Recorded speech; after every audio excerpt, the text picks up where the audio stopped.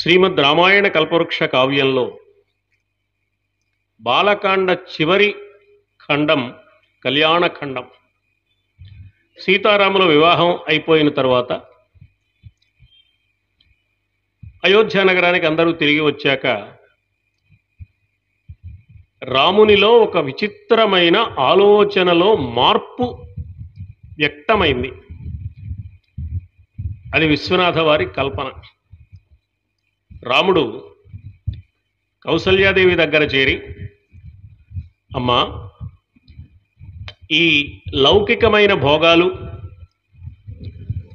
రాజ్యసుఖాలు, సంపదలు, శరీరానికి సంబంధించిన వైభవాలు ఇవన్నీ విలువైనవి అని నాకు అనిపించడం లేదు. అమ్మా, దేహమనన్ విచిత్రమగు దుఃఖారామమన్పించు. దుఃఖానికి నిలయమైంది ఈ భౌతిక శరీరం. ఈ శరీరం ఆధారంగా ఏర్పడిన అన్ని భోగాలు కూడా సుఖాల వలె కనిపిస్తాయి, కానీ సుఖ ఆభాసలు మాత్రమే. పైకి సుఖం వలె కనిపిస్తాయి, అవి యథార్థంగా సుఖాన్నిచ్చేవి కావు అనిపిస్తోందమ్మా నాకు అని తల్లి దగ్గర తన భావాన్ని వ్యక్తం చేసినట్లుగా విశ్వనాథ వారు ఒక కల్పన చేశారు. ఎందుకు ఈ కల్పన చేశారు అంటే, అయోధ్యాకాండలో నిన్ను అడవులకు వెళ్ళమని చెప్పడానికి మనస్సు రాక, నాకు వారాలు ఇచ్చారు కాబట్టి చెప్పకుండా ఉండలేక మీ నాన్నగారు ఇబ్బంది పడుతూ అలా ఉన్నారయ్యా అని కైకమ్మ చెబితే, రామచంద్రమూర్తి ఒక సమాధానం చెప్పాడు వాల్మీకి మహర్షి రచనలో. విద్ధిమాం ఋషిభిస్తుల్యం విమలం ధర్మమాస్థితం నాహం అర్ధపరో దేవి లోకమావస్తు ముత్సహే. అర్ధ సంపదలు నాకు ప్రధానం కాదమ్మా, నేను ఋషితుల్యమైన జీవితాన్ని గడపాలనే మనస్సుతో ఉన్నాను అనే ఒక మాట వాల్మీకి మహర్షి ప్రయోగించారు. ఆ మాట ఆధారం చేసుకుని ముందుగానే రామచంద్రమూర్తిలో ఒక విచిత్రమైన వైరాగ్య భావన చిన్నప్పటి నుంచి ఉన్నట్లు, దాన్ని వివాహానంతరం కౌసల్యాదేవి దగ్గర రాముడు వ్యక్తం చేసినట్లుగా ఓ కల్పన చేశారు విశ్వనాథ వారు. అమ్మ దగ్గర చెప్పాడు రాముడు ఈ మాట, నాన్న దగ్గర చెప్పలేదు. మహారాజుల మందిరాల్లో అందరూ ఒకే మందిరంలో ఉన్నా, ఒకే భవనంలో ఉన్నా, ఎవరి నివాసం వాళ్ళది, ఎవరి పరిచారకులు వాళ్ళకి, ఎవరి ఏర్పాట్లు వాళ్ళకి ఉంటాయి. వాళ్ళు ఒకే ఇంట్లో మనవలే కలిసి కూర్చోరు, ఎవరి భవనంలో వాళ్ళు ఉంటారు, అవసరమైనప్పుడే కలుస్తూ ఉంటారు. అందుకని రాముడు ఏమనుకుంటున్నాడో దశరథుడికి వెంటనే తెలిసే అవకాశం లేదు. ఈ అభిప్రాయంతో, ఈ భావనతో అయోధ్యాకాండను ప్రారంభించారు విశ్వనాథ సత్యనారాయణ గారు. విశ్వనాథ వారు ఏ కాండ ప్రారంభించినా ఒక ప్రత్యేకమైన పద్ధతిలో ప్రారంభిస్తారు. వాల్మీకి మహర్షిని యథాతథంగా అనువాదం చేయడం కాక, వాల్మీకి హృదయాన్ని దృష్టిలో పెట్టుకుని అనువాదం చేస్తారు.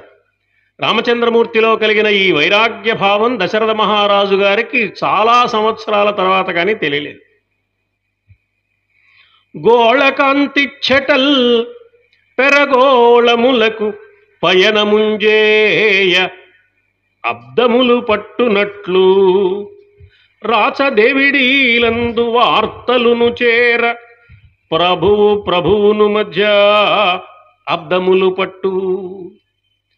అన్ని గ్రహ గోళాలు ఆకాశంలోనే ఉంటాయి, కానీ ఒక గోళానికి సంబంధించిన కాంతి మరొక గోళం మీద ప్రసరించడానికి చాలా సంవత్సరాల కాలం పట్టినట్లుగా ఒకే రాజ్యంలో ఉన్న రాజుగారికి రాజకుమారుడికి మధ్య వాళ్ళ అభిప్రాయాలు, వాళ్ళ భావాలు ఒకరి నుంచి ఒకరికి తెలియడానికి చాలా సంవత్సరాలు పట్టేస్తుంది కదా అనే మాటతో ప్రారంభం చేశారు. ఎందుకు ఈ ప్రారంభం చేశారు అంటే, రామచంద్రమూర్తిలో కలిగిన వైరాగ్య భావన తండ్రి అయిన దశరథ మహారాజు గారికి తెలియడానికి చాలా కాలం పట్టింది అని చెప్పడానికి. సరే, తెలిసాక ఆయన అనుకున్నాడు, బ్రహ్మచారిగా ఉన్నప్పుడు వైరాగ్యం కలిగితే వెంటనే పెళ్లి చేస్తే దారిలోకి వస్తాడు, పెళ్ళైన తర్వాత కూడా వైరాగ్య భావాన్ని చెప్తున్నాడు కాబట్టి ఇతనికి వ్యవహారాన్ని అప్పగిస్తే, బాధ్యతలు అప్పగిస్తే ఆ బాధ్యతల్లో పడి లౌకిక జీవితంలోకి వస్తాడు అనుకుని పట్టాభిషేకం చేయాలని భావించాడు. మామూలుగా వాల్మీకంలో వృద్ధాప్యం వస్తోంది కాబట్టి, నేను పెద్దవాడిని అయిపోయాను కాబట్టి, నా తర్వాత వారసుడిగా ఉండే నా కుమారుడికి పట్టాభిషేకం నేను ఉండగా చూస్తే నాకు సంతోషంగా ఉంటుంది కాబట్టి చేద్దాం అనుకుంటున్నాను అనేలాంటి భావాలు ఉన్నాయి. అదనంగా ఈ భావాన్ని కూడా చేర్చారు విశ్వనాథ వారు. పట్టాభిషేకం చేయాలని నిర్ణయించారు. కథ మనకు తెలుసు. అందరినీ సమావేశపరిచి అందరి అభిప్రాయం సేకరించి పట్టాభిషేకాన్ని ప్రకటించారు. తెల్లవారితే పట్టాభిషేకం. ఆ రాత్రి వశిష్ఠుల వారి నాయకత్వంలో తెల్లవారితే పట్టాభిషేకం చేసుకోవలసిన వ్యక్తి నిర్వహించవలసిన కొన్ని రకాలైన ఆధ్యాత్మిక క్రతువులున్నాయి, యజ్ఞాల వంటివి. అవన్నీ చేయించారు పురోహితులందరూ. వాళ్ళు వెళ్ళిపోయారు. అప్పటికి చాలా బాగా పొద్దుపోయింది. వెళ్ళిపోయిన తర్వాత రాముడు సీతతో కలిసి మళ్ళీ నారాయణ ధ్యానం చేశాడు అని చెప్పారు వాల్మీకి మహర్షి. రాముడే నారాయణ స్వరూపుడైతే మళ్ళీ నారాయణ ధ్యానం ఏమిటి అనిపిస్తుంది మనకి. అంటే తనలోకి తాను చూసుకున్నాడు అనమాట. నేను నారాయణుణ్ణి కదా, రాముణ్ణి కాదు కదా, ఈ రూపంతో వచ్చాను. ఎందుకు వచ్చాను? పట్టాభిషేకం చేసుకుని అయోధ్యలో హాయిగా ఆనందంగా ఉండడానికి కాదు కదా, అరణ్యానికి వెళ్ళాలి కదా, లంకా నగరానికి వెళ్ళాలి కదా, అందుకోసం కదా నేను వచ్చాను అని తనలోకి తాను చూసుకున్నాడు అనమాట. ఆత్మావలోకనం చేశాడు అనే మాటని చాలా కవితాపరంగా చెప్పారు వాల్మీకి మహర్షి. గతే పురోహితే రామ స్నాతో నియతమానస సహపత్న్యా విశాలాక్ష్య నారాయణం ఉపాగమత్ అన్నారు.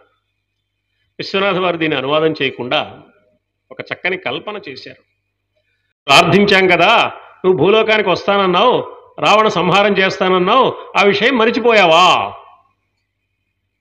నువ్వు మరిచిపోయి పట్టాభిషేకం చేసుకుంటే రావణాసురుడు అలాగే మిగిలిపోతాడు కదా, మా బాధలు అలాగే ఉంటాయి కదా. నీ అంతటి మహానుభావుడు చేసిన ఒక ప్రతిజ్ఞ భంగమైతే నీకది ఏమాత్రం గౌరవం అవుతుంది? నీ ప్రతిజ్ఞ అయిపోతుంది. అందువల్ల నువ్వు ఆలోచించవలసిన అవసరం ఉంది. భూలోకానికి వచ్చాక రాజకుమారుడుగా పుట్టిన తర్వాత వైకుంఠంలో ఉన్నప్పుడున్న ఆలోచన కాస్త మారి ఈ రాజభోగాలు వైభవాలన్నీ చూశాక కొన్నాళ్ళు రాజ్య పరిపాలన చేస్తే బాగుంటుందని సరదా పుట్టినట్టుంది మీకు అన్నారు దేవతలు. ఏలికకున్ ధరావలయమేలుట ఇష్టమయేని వేల ఏండ్లేలగవచ్చు. మీకు రాజ్య పరిపాలన చేయడమే ఉత్సాహమైతే చాలా సంవత్సరాలు చేయొచ్చు, వేల సంవత్సరాలు రాజ్య పరిపాలన చేయొచ్చు. ఎప్పుడు చేయాలి అంటే 7 జగమేలగవచ్చు, 14 లోకాలు పరిపాలించవచ్చు. ధర్మకాష్ఠపై వ్రాలిన దానవేశుని ఒక వాలిక తూపున కూలనేసి, ధర్మానికి హాని కలిగిస్తున్న రావణాసురుడిపై ఒక బాణం ప్రయోగం చేసి అతన్ని సంహరించి ఆపై లసమాన ధాత్రిసతి పావన గర్భముతో సుఖింపుమి. ఆ తర్వాత సీతతో కలిసి పట్టాభిషేకం చేసుకుని హాయిగా రాజ్యభోగాలు అనుభవించవచ్చు అని కైకమ్మ రాముని వంక తీక్ష్ణంగా చూసి ఏమీ మాట్లాడకుండా లోపలికి వెళ్ళిపోయింది, సౌధంలోకి వెళ్ళిపోయింది. నా అభిప్రాయం చెప్పేశాను కదా అని రాముడు వెనక్కి వచ్చేసాడు. అయోధ్య నగరంలో పట్టాభిషేకానికి కావాల్సిన ఏర్పాట్లన్నీ ఒక పక్కన జరుగుతున్నాయి. ఆ నిద్రపోవడానికి వెళ్ళిన కైకమ్మకు పట్టాభిషేక సంరంభం అంతా తెలిసి మంధర వచ్చింది.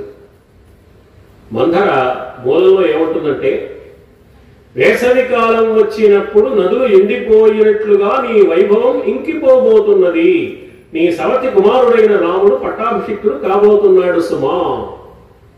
చలం హిత సౌభాగ్యం నద్యాశ్రోతయోష్ణగే అని రాశాడు వాల్మీకి మహర్షి.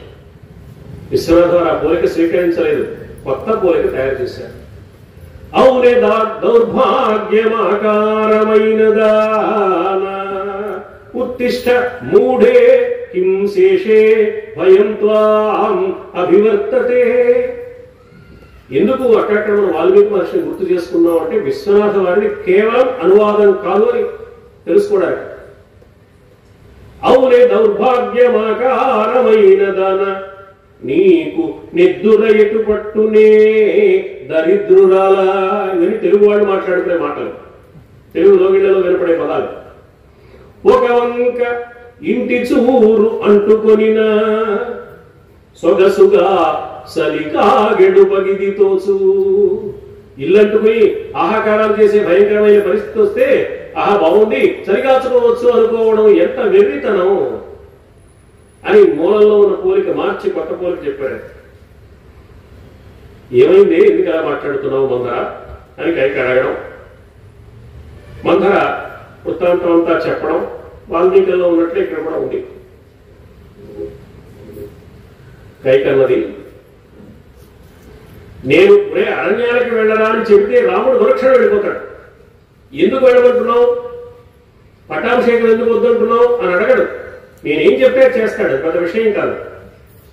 ఈ ఎల్లన్ నా కుమారుడు భరత కుమారుడు తానేలుంజు మీ రాఘవ క్ష్మాయోషన్ విడి నీవు కొమ్మనిన శిరఃకల్హారమాలాకృతి నా ఆద్యంగుని రాముడే గుసుమి కాంతారమ్ము.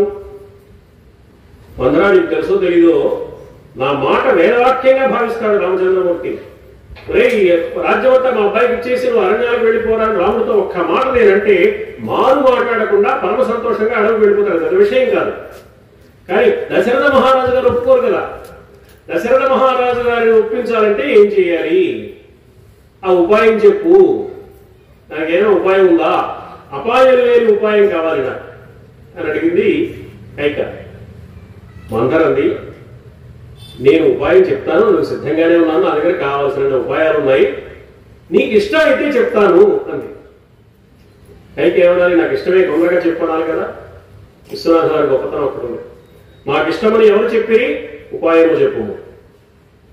నువ్వు చెప్పే ఉపాయం నాకు ఇష్టం అని అన్నానా, నాకు ఉపాయం కావాలంటే ఇష్టమని నువ్వు అడక్కు అంటే రాముడు అడవులకు వెళ్ళడం కైకమ్మకు ఇష్టమైన విషయం కాదన్నమాట.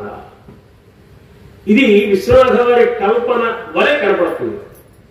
వాల్మీకి రామాయణాన్ని మనస్సు పెట్టి చదివితే నిజంగానే కైకమ్మకు రాముణ్ణి అరణ్యాల పాలు చేయడం ఏమాత్రం ఇష్టమైన విషయం కాదు. మందర మాటలకు లొంగిపోయి కైక అలా ప్రవర్తించేట్లు పైకి కనపడుతుంది. కానీ వాల్మీకాన్ని మనస్సు పెట్టి చదివితే మనకు అర్థమయ్యే విషయం, దేవతల చేతి ఉపకరణంగా మారిపోయి కైక అలాంటి వరాలు కోరుకున్నది అని మనకు అర్థం అవుతుంది. ప్రస్తుతం మనం వాల్మీకి రామాయణం చెప్పుకోవడం లేదు కాబట్టి ఆ వివరాల్లోకి వెళ్ళలేకపోతున్నాం. అందుకని ఆ భావాన్ని మనసులో పెట్టుకుని నాకు ఇష్టమని ఎవరు చెప్పారు, ఉపాయం మీద చెప్పు అంటే ఆవిడ ఎప్పుడో నువ్వు దాచుకున్న వరాలు ఉన్నాయి కదా, శంబరాసుర సంహారానికి దశరథ మహారాజు గారు వెళ్ళినప్పుడు నేను కూడా తీసుకెళ్లారు, నువ్వు 2 సార్లు ప్రాణరక్షణ చేసేందుకు ఆయన 2 వరాలు ఇచ్చాడు, ఆ 2 వరాలు ఇప్పుడు అడుగు. తమాషా ఏమిటంటే ఆ రాత్రి దశరథ మహారాజు గారు అందరికీ తెల్లవారేసరికి పట్టాభిషేకం కాబట్టి కావలసిన ఆజ్ఞాన్ని పురమాయించి బాగా ఆలస్యంగా పొద్దుపోయాక కైక మందిరానికి వచ్చారు. పోనీ అంత పొద్దుపోయిన తర్వాత తెల్లవారితే రాముడికి పట్టాభిషేకం నిర్ణయించారు కాబట్టి సభలో ఈ సంగతి రాముడి కన్నతల్లి అయిన కౌసల్యాదేవికి తాను స్వయంగా చెప్పి ఆ రాత్రి కౌసల్య మందిరంలో గడపాలి అనే ఉద్దేశంతో కౌసల్యాదేవి మందిరానికి దశరథ మహారాజు గారు వెళ్ళుంటే కైక దశరథులు కలుసుకునే అవకాశం లేదు. పట్టాభిషేక వేదిక దగ్గరే కలుస్తారు. రాముడి పట్టాభిషేకం భంగమయ్యే అవకాశం లేదు. కైకంటే నాకు చాలా ఇష్టం, రాముడు అంటే చాలా ఇష్టం, ఇష్టమైన రాముడి పట్టాభిషేకం ఇష్టమైన కైకకు నేనే స్వయంగా చెప్పాలి అనే కోరిక ఉన్న దశరథ మహారాజు గారు అక్కడ ఉన్న మంత్రులకు కావాల్సిన ఏర్పాట్లన్నీ చూడండి నా మాట చెప్పేసి బెంద్రాడే వచ్చి ఉంటే కైక దశరథులు ఏకాంతంలో ఉండేవారు, మందర ప్రవేశించడానికి అవకాశం ఉండేది కాదు. మందర దుర్బోధ వల్ల కైక మారినట్లు కనపడితే, అందుకని మందర దుర్బోధతో సంబంధం లేకుండానే కైకలో కావలసిన ప్రాతిపదిక రామచంద్రమూర్తి ఏర్పాటు చేశాడు. అది దేవతల పన్నాగమని మనకు తెలియడానికి దేవతలందరూ రామచంద్రమూర్తి ఎదురుగా కనపడ్డారు. మూలంలో కూడా కైక నీకేం కావాలో చెప్పు, ఎందుకు ఇలా బాధపడుతున్నావు అని బతిమాలుతాడు. కోపంగా ఉన్న కైకని దశరథ మహారాజు గారు వాడు మాట్లాడదు. రాముడి మీద ఒట్టు పెట్టుకున్నట్టున్నాను, నీకేం కావాలో అది ఇస్తాను అంటాడు. అప్పుడు మాట్లాడుతుంది. అప్పుడు కూడా ఏమని మాట్లాడుతుంది, దేవతలారా మీరంతా వింటున్నారు కదా, ఈయన నాకు వరాలు ఇస్తానంటున్నాడు, మీరే సాక్షులు. దేవతల సాక్షులు ఎందుకండి, భార్యాభర్తల మధ్య వరాల విషయానికి అంటే ఇది దేవతల పని, మీరు అప్పగించిన పని చేస్తున్నాను చూసారా అని తెలియకుండా చెప్పుకుంటాం దేవత.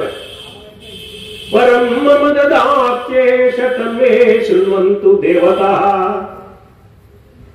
అయోధ్యాకాండ నిర్మాణంలో దాగిన రహస్యం అని. వాల్మీకి రామాయణంలో కైక నిరపరాధి అనే విషయం పైకి కనపడదు. తర్వాత భరద్వాజ మహర్షి చెప్తాడు. కానీ ప్రారంభంలో మనకి కైక మందర కారణంగా మారిపోయినట్లు, కైకకు అసూయ కలిగినట్లే అనిపిస్తుంది. కానీ జాగ్రత్తగా పరిశీలిస్తే అక్కడ కూడా దేవతల చేతి ఉపకరణంగా కైక మారిపోయి అనివార్యమైన పరిస్థితుల్లో మాత్రమే ఈ పనికి కోరుకుంది అని తెలుస్తుంది మనకి. దాన్ని మరింత విస్తృతం చేసి విశ్వనాథ వారు ఈ కల్పవృక్ష కావ్యాల్లో ఈ కల్పనతో ఆ సన్నివేశం నిర్వహించారు. దశరథుడు రావడం, ఈమె వరాలు కోరడం, దశరథుడు బాధపడడం. సరిగ్గా విశ్వామిత్ర మహర్షి రాముడిని పంపవయ్యా అన్నప్పుడు రాముడు నాకు స్నానమగు రాముడు నాకు జపము ధ్యానము అదే పద్యం మళ్ళీ రాశారు విశ్వనాథుడు. విశ్వనాథ వారికి ఒక సరదా ఉంది. ఒక పద్యం బాగా రాశాను అని ఆయన అనుకుంటే ఆ పద్యమే వేరే చోట్ల కూడా రాస్తుంటారు. అంటే ఇక్కడ ఈ పద్యం తప్ప కూడా సరిపోదు, ఇదే పద్యం మళ్ళీ చూద్దాం. బాలకాండల పద్యం అయోధ్యాకాండలో కనపడుతుంది, అయోధ్యాకాండల పద్యాలు సుందరకాండలో కనపడతాయి, కిష్కింధాకాండలో పద్యం సుందరకాండలో కనపడుతుంది. అంటే ఈ సన్నివేశంలో ఈ పద్యమే రాయాలి, నేను రాసిందేగా, ఇంకోటి రాసింది పెట్టుకుంటే తప్పు, కానీ నేను రాసిన పద్యమే పెట్టుకుంటే తప్పే ఉంది అనేది ఇదే మాట. చివరి మాత్రం రాముని వీడి ఈ అఖిల రాజ్యము గాధిసుత గ్రహింపవే అన్నాడు విశ్వామిత్రుడు వచ్చినప్పుడు. ఇప్పుడు ఏమంటున్నాడు? రాముని వీడి ఈ అఖిల రాజ్యము గైకొన రాదే కైకయి. కావాలంటే రాజ్యం తీసేసుకో, నువ్వే పరిపాలించుకో, వ్యాపారిస్తావు, నువ్వు పరిపాలించుకుంటావు. రాముడిని అడవులకు పంపమని మాత్రం అనవద్దు సుమా, రాముడిని విడిచిపెట్టి నేను బతకలేను. సరే, ఆవిడ చాలా పట్టుబట్టింది. ఇద్దరి మధ్య చాలా సంభాషణ జరిగింది. ఆ సంభాషణని ముగిస్తూ విశ్వనాథ వారు ఓ మాట అన్నారు. పతివచోభిముఖీనమౌ పడతి ఆత్మ నిముస నిముసంబునకు ఏదో నిలువరించే. భర్త మాటలకు అభిముఖంగా ఉన్నట్లే కనపడుతూ ప్రతి క్షణం ఈ మాట దాటి ఏం చేయాలి, ఈ మాట దాటి ఏం చేయాలి, ఎలా భర్తను వంద తీసుకోవాలని ఆలోచిస్తుంది. శ్మాతలేంద్రుండు దుఃఖ వాచాలుడైనా. దశరథ మహారాజు గారు అపారమైన దుఃఖంతో వరాలిస్తానన్నానే మాటిచ్చాడు, రాముడిని అడవులకు పంపాల్సిన పరిస్థితి వచ్చిందే, కైకమ్మ విధానం మార్చుకోమంటే మార్చుకోవట్లేదు, దుఃఖంతో ఎక్కువ మాట్లాడుతున్నాడు, ఎక్కువ బతిమాలుతున్నాడు, మళ్ళీ మళ్ళీ మాట్లాడుతున్నాడు, ఒకే మాట 10 సార్లు చెప్తున్నాడు, దుఃఖ వాచాలుడయ్యే. మరి కైక ఏమైంది?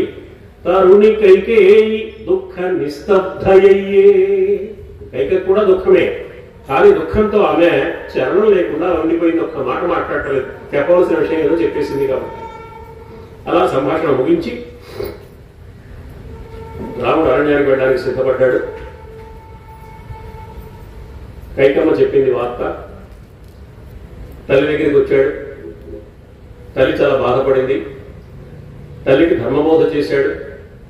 ఆమె మళ్ళీ రామచంద్రమూర్తికి ఆశీస్సులు ఇచ్చింది, అర్థం చేసుకున్నది రాముడిని. ఆ కథంతా మామూలుగానే గడిచింది. సీత దగ్గరికి వచ్చాడు. సీత, అడవులకు వెళ్తున్నాను, ఇది విషయం అన్నాడు. అదేంటంటే వెళ్తున్నానంటారేంటి, వెళ్దాం అనాలి, కానీ నేను కూడా వస్తాను, మన ఇద్దరం వెళ్దాం అన్నది సీతమ్మ. రామాయణంలో చాలా సేపు మాట్లాడుకున్నారు వాళ్ళు. వద్దని రాముడు, వస్తానని సీత.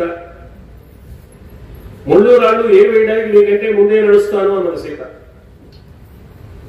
ఈ సంభాషణ అంతా ఉంది. ఈ సంభాషణ ప్రారంభం విశ్వనాథ వారు ఓ చమత్కారమైన మాట చెప్పారు. వానలో రజనుచు వల్లభ గొడుగును వదలిపోనట్టి వాని రీతి. నువ్వు అడవులకు ఒక్కడిని వెళ్తానో ఎలా ఉందో తెలుసా రామా? వర్షంలో వెళుతూ గొడుగు తీసుకోలేకుండా వెళ్ళడం ఎలాంటిదో, అడవికి వెళుతూ భార్యను వెంట పెట్టుకుని వెళ్లకుండా ఉండడం అలాంటిది. వానలో రజనుచు గొడుగును వదలిపోవునట్టి వాని రీతి. అడవి యందు పోవ అక్కట వాంఛింతు తల్లి పిదప తల్లి తరుణి వదలి. తల్లి తర్వాత తల్లి లాంటిది భార్య. ఆ భార్య పక్కన ఉంటే నీకు సౌకర్యం. అది అలా మర్చిపోయి ఒక్కడే వెళ్తానంటావు ఏమిటయ్యా? వర్షంలో గొడుగు లేకుండా వెళ్ళడం లాంటిదే భార్య పక్కన లేకుండా అడవులకు వెళ్ళడం అన్నదావిడ. ఈ పోలిక కొత్త పోలిక. అక్కడ చాలా మాటలు చెప్పింది. అవన్నీ విశ్వనాథ తన శైలిలో అందించాడు. వాల్మీకి మహర్షి మాటలు లేవు. సరే, లక్ష్మణుడు వెంటబడ్డాడు. లక్ష్మణుడికి అనుమతి ఇచ్చాడు రాముడు తప్పనిసరి పరిస్థితుల్లో. ముగ్గురు బయలుదేరారు. కౌసల్యాదేవి పరుగు పరుగున వచ్చి బాధపడుతూ సీత 2 చేతులు పట్టుకుని, కాస్త మా అబ్బాయిని అడవిలో జాగ్రత్తగా చూసుకోమా అని చెప్పి. చాలా ఆశ్చర్యంగా అనిపిస్తుంది మనకి. అబ్బాయిని జాగ్రత్తగా చూసుకోమని కోడలికి చెప్పడం ఏమిటి? దానికి ఒక కారణం ఉంది. ఆవిడ ఏమంటుందంటే, సాధారణంగా ఆడవాళ్ల మనస్తత్వం ఎలా ఉంటుంది అంటే, భర్త సంపాదనాపరుడైతే, రాజ్యభోగాలు కలిగిన వాడైతే, వైభవం కలిగిన వాడైతే అనుసరిస్తారు. కానీ రాజ్యం పోగొట్టుకుంటే చులకనగా చూస్తారు కదా, మా అబ్బాయిని జాగ్రత్తగా చూసుకోమా, చులకనగా చూడద్దని చెబుతుంది అనమాట. అంటే కైక మీద ఉన్న కోపాన్ని పరోక్షంగా ఇక్కడ వ్యక్తం చేస్తుంది. ఇది మూలంలో కూడా ఉంది. 2 చక్రాలు లేకుండా రథం నడవదని నాకు తెలుసత్తయ్యా అని సీతమ్మ సమాధానం చెప్తుంది. కానీ విశ్వనాథ వారు అక్కడ సీత చేత మాట్లాడించిన విధానం వేరు. పతియు జలంబు నేను ప్రవాహము రాఘవుడు ఆకసంబు నే నట మృదుగీతి. రాముడు నీరు, నేను ప్రవాహం. రాముడు ఆకాశం, నేను శబ్దం. ఇంద్రుడకు ఆయన నేను హవిస్సు. రాముడు దేవేంద్రుడైతే నేను హవిస్సు. ఆతడు శృతియు స్వరంబు నేను. స్వరము శృతి కలిస్తేనే సంగీతం వస్తుంది. రాముడు శృతి, నేను స్వరం. శృతి అంటే వేదమని కూడా అర్థం ఉంది. వేదానికి కూడా ఉదాత్త, అనుదాత్త, స్వరిత స్వరాలు ఉన్నాయి. ఆ స్వరం ప్రకారమే వేదాన్ని పఠించాలి. రఘుసూరుడు తా రసమూర్తి అయిన నేనతనికి స్థాయి. అలంకార శాస్త్రంలో ప్రతి రసానికి ఒక స్థాయి భావం ఉంటుంది. శాస్త్ర విషయం, అలంకార శాస్త్ర విషయం. రాముడు రసమైతే నేను స్థాయి భావాన్ని, అంటే నేను లేకుండా రాముడు లేడు, రాముడు లేకుండా నేను లేను. మా ఇద్దరికి అవినాభావ సంబంధం. అతనికి నాకునైన అవినాస్థితి దుస్థితి పొందదెప్పుడు. మా ఇద్దరికి అభేదం అనే విషయంలో ఏం మార్పు ఉండదు. ఇక్కడ వరుసగా ఇలాంటి 2-3 పద్యాలు వరుసగా ఉన్నాయి. అతడు కులాలుడు మెత్తని చితిమృత్తును నేను, అతండు చివురాటు సమాహిత నైగ నిగ్యమును నేను, అతడో దైవంబు భక్తురాలను నేను. అతడు కులాలుడు, కుండలు తయారు చేసేవాడు. నేను ఆ కుండలు తయారు చేయడానికి కావాల్సిన మెత్తని మట్టిని నేను. అతడు చిగురాకు, దాని చివరున్న నిగనిగ కాంతిని నేను. చిగురాకు లేకుండా కాంతి ఉండదు, కాంతి లేకుండా చిగురాకు ఉండదు. అవినాభావ సంబంధం ఉన్న విషయాలన్నీ ఏకరం పెట్టి అక్కడ 3-4 పద్యాలు చెప్పారు. ఇవే పద్యాలు మళ్ళీ సుందరకాండలో వస్తాయి. 3-4 పద్యాలు వస్తాయి. ఇవే పద్యాలు, ఇవే వరుస. రావణాసురుడు వచ్చి హెచ్చరిక చేసి వెళ్ళిపోయిన తర్వాత రాక్షస స్త్రీలందరూ ఎందుకు వచ్చిన బాధ, రావణాసురుడిని అంగీకరించు భర్తగా ఈ బాధలు లేకుండా ఉంటాయని వాళ్ళంతా హితబోధ చేస్తారు. అప్పుడు సీత వాళ్ళకి సమాధానం చెప్తూ ఈ మాటలే మళ్ళీ చెప్తుంది. ఇవే పద్యాలు మళ్ళీ అక్కడ కూడా చెప్పారు విశ్వనాథం. అలా సీత సమాధానం చెప్పి కౌసల్యాదేవికి రాముడు వెంట అరణ్యాలకు బయలుదేరింది. వాళ్ళు అందరూ అరణ్యానికి బయలుదేరుతూ పెద్దలందరికీ నమస్కారం చేశారు. కైకమ్మకు కూడా నమస్కారం చేయడానికి వచ్చాడు రాముడు. మరి తల్లులందరికీ నమస్కారం చేయాలి కదా. కైక లోపల చాలా బాధపడుతోంది. నేనే అడవికి పంపవలసిన పరిస్థితి వచ్చింది, అడవికి వెళ్ళాక తప్పదు, పంపడం ఇష్టం లేదు, తానే ఆ పని చేస్తోంది. ఒక విధమైన ఘర్షణ పడుతోంది కైక మనస్సులో. రాముడు వచ్చి నమస్కారం చేస్తే 2 అడుగులు వెనక్కి జరిగింది. ఆ నమస్కారం స్వీకరించడం ఇష్టం లేక రాముడు అన్నాడు, నీకు నమస్కరించి నీ ఆశీస్సులు తీసుకోకుండా నేను కళను అన్నాడు. ఆవిడ కోపం కూడా వచ్చింది. పోయి నీ వనముల్, కోపాన్ని వ్యక్తం చేసింది మనస్సులో. బాధ కోపంగా వ్యక్తమైంది. పోయి నీ వనముల్ నా కొడుకిందు రాజగును. వెళ్ళిపోయి అడవికి, మా అబ్బాయి రాజును చేస్తాను. నీ బాహాధను క్రూర మార్గణముల్ చేయు ఉపద్రవంబున మహాకాంతారముల్ ఘోషిలు. నీ ధనుస్సు నుంచి వెలువడే అతి భయంకరమైన బాణాల చప్పుడుకి అరణ్యాలన్నీ దద్దరిల్లిపోతాయి. సుమా, పోయా అడవికి. అంటే ఇక్కడ మమ్మల్ని బాధ పెట్టకు, అడవికి వెళ్ళి వాళ్ళందరినీ బాధ పెట్టు. నువ్వు ఎవరిని అందరినీ బాధ పెట్టేవాడు నేను అని నిందావాక్యంలా కనపడుతోంది. అంటే అరణ్యానికి వెళ్ళి రాక్షస సంహార కాండ నిర్వహించవయ్యా అని చెప్తుందన్నమాట కైకమ్మ. పోయి నీ వనములు నా కొడుకిందు రాజగును నీ బాహాధను క్రూర మార్గణములు చేయు ఉపద్రవంబున మహాకాంతారముల్ ఘోషిలు. ఇంతవరకు మాత్రమే కాక ఇంకొంచెం బయటపడింది కైకేయి. నిరభిమానను నిర్లజ్జ నిర్భయాత్మ చేసితివి నన్ను సర్వ సన్యాసిని. అన్నీ పోగొట్టుకునే దాన్ని చేసావు కదా నన్ను. ఈ పని చేస్తున్న వాళ్ళు అన్నీ పోగొట్టుకుంటున్నాను, నేను భర్తను పోగొట్టుకోబోతున్నాను, అపకీర్తి మూట కట్టుకుంటున్నాను, ప్రాణం కంటే ఎక్కువైన నిన్ను అడవులకు పంపిస్తున్నాను, లోకంలో పరమ దుర్మార్గురాలు అనే పేరు తెచ్చుకుంటున్నాను. వీడి అభిమానం లేదు, సిగ్గు లేదు, భయం లేదు, పరమ దుర్మార్గురాలు అంటారు రేపటి నుంచి. నిరభిమానను నిర్లజ్జ నిర్భయాత్మ చేసితివి నన్ను. అడవికి పంపించే ఏర్పాటు చేయమని కౌసల్యాన్ని అడిగావా? అడగలేదు. సుమిత్రుని అడిగావా? అడగలేదు. నన్నే అడిగావు. అవునులే, నేను నిందపడినా నీకు బాధ లేదు. నిరభిమానను నిర్లజ్జ నిర్భయాత్మ చేసితివి నన్ను సర్వ సన్యాసిని. నన్ను అన్నీ పోగొట్టుకున్న సన్యాసిగా చేసావు కదరా. మహింజనురా పో, అడగకు పో. సవతి తల్లిని నన్ను శపించి సవతి తల్లిగానే చూపించినవు. నేను ఎంత ప్రేమగా నిన్ను చూసుకున్నా, సవత్తల్లి సవత్తల్లే అని లోకం అనుకునే విధంగానే నన్ను చేసావు కదా ఆజ్ఞాపించి. వెళ్ళవలసిన కార్యక్రమం నీది, దానికి ప్రేరణ నాది అన్నట్లుగా లోకానికి తెలిసేటట్లుగా నన్ను ఎదురుగా చూపించి ఈ పని నెరవేర్చుకుంటున్నావు కదా. అవునులే, ఈ నింద మీ అమ్మకు వచ్చేట్టు చేసావా? నేను సవత్తల్లిని కదా, మీ అమ్మ కన్నతల్లి కాబట్టి ఆవిడకి లేదు నింద, నాకే అంటగట్టావు అని బాధ వ్యక్తం చేస్తుంటే కైక కొంచెం బయటపడింది అనమాట. ఇక్కడ బాధ తట్టుకోలే. తర్వాత ఇంకో మాట బయటపడుతుంది తర్వాత మరో సందర్భంలో, అప్పుడు చూద్దాం. సరే, వీళ్ళంతా బయలుదేరారు, అడవికి వెళ్ళిపోయారు. పౌరులందరూ వెంటబడ్డారు. వాళ్ళని మోసం చేశాడు రాముడు. ఆ రాత్రి అక్కడ రథం ఆపమన్నాడు. వాళ్ళంతా నిద్రపోతుండగా తెల్లవారుజామున వాళ్ళంతా పౌరులంతా వెంట వచ్చిన పౌరులు నిద్రలో ఉండగానే సుమంతుడు రథం పోనిమ్మన్నాడు. ఆ రథము కాలి గుర్తులు, రథచక్రం గుర్తులు తెలియకుండా ఉండడానికి ఒకసారి ఇటు పోనొచ్చి ఒకసారి అటు పోనొచ్చి ఉత్తరం వైపుగా పోనిపోయా అన్నాడు. ఆ రథం ఎటు వెళ్ళిందో వాళ్ళకి అర్థం కాదా పాపం. అటు ఇటు తిరిగి వికమహాలేసుకుని అయోధ్య నుంచి వెనక్కి తిరిగి వచ్చారు.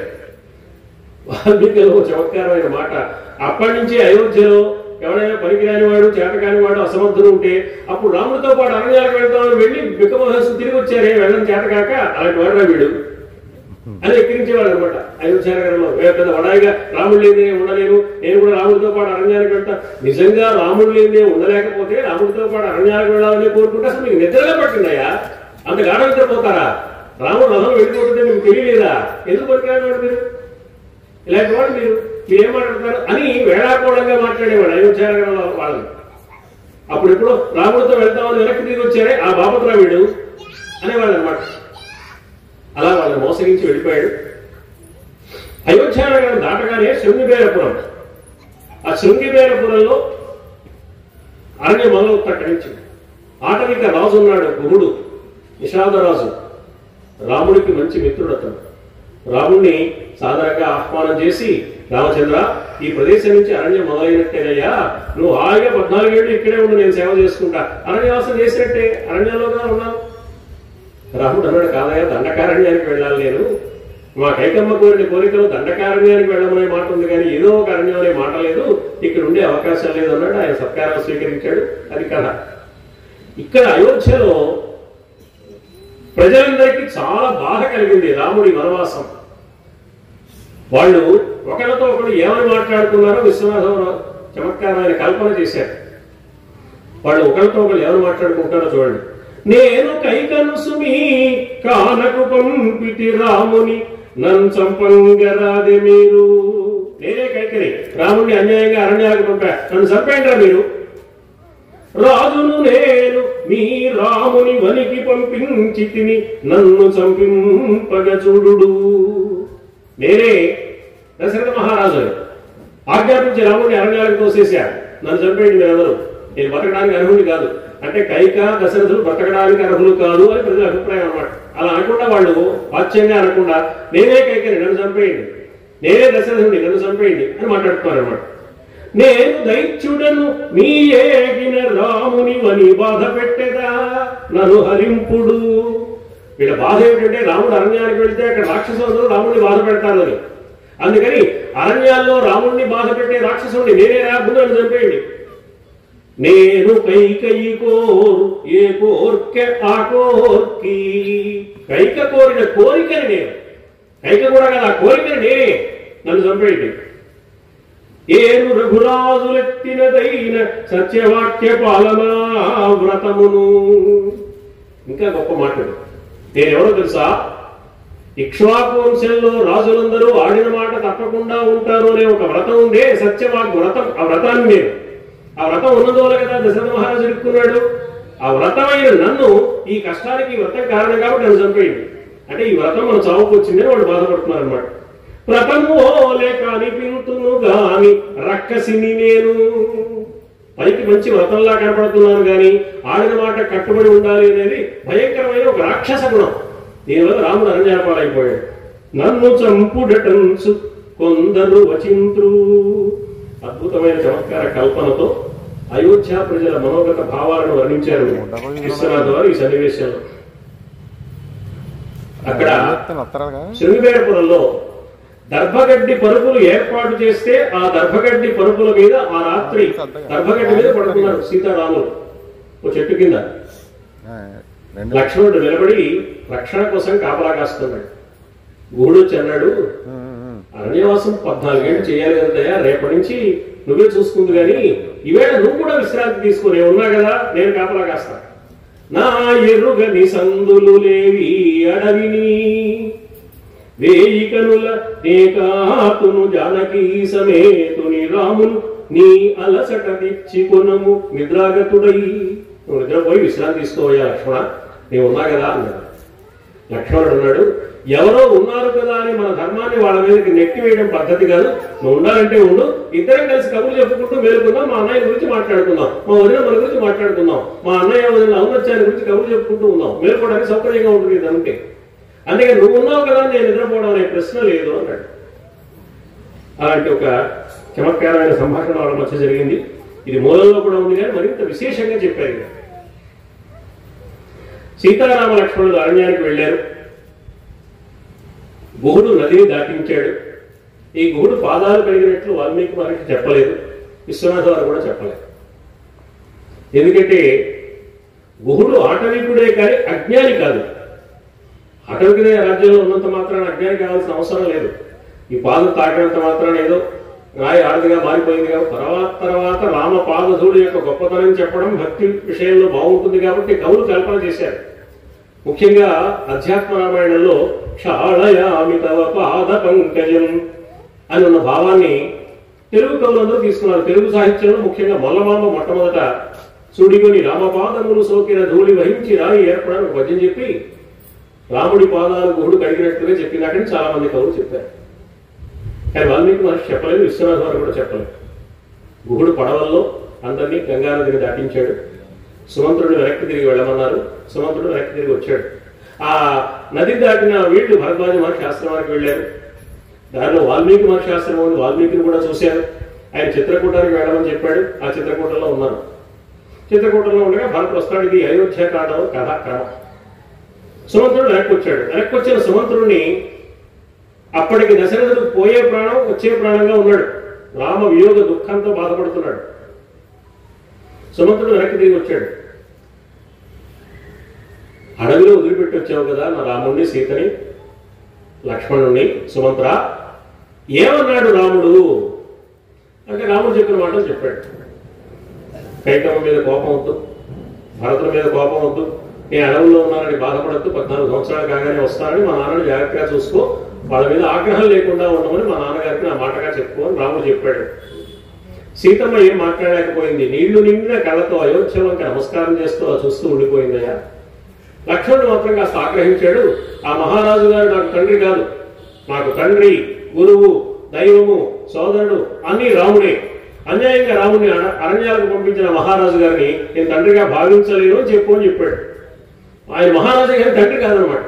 దేశానికి రాజైతే పరిపాలించడం ఆయన ఇష్టం, ఎవరికి కావాలంటే వాటి రాజ్యం ఇచ్చుకోమని. అన్యాయంగా రాముని అడవులకు పంపాడు కదా, ఈ పని చేసేప్పటి నుంచి ఆయన తండ్రి కాదు ఇవన్నీ చెప్పాడు. చెప్తూ సుమంత్రుడు ఏమన్నాడంటే అపి వృక్షా పరిమ్లానాః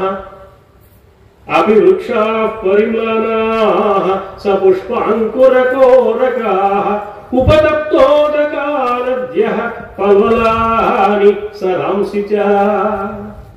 మహారాజా, అయోధ్య నగరం కళావిహీనమైపోయిందయ్యా రామచంద్రమూర్తి అరణ్యాలకు వెళ్లిన కారణం చేత.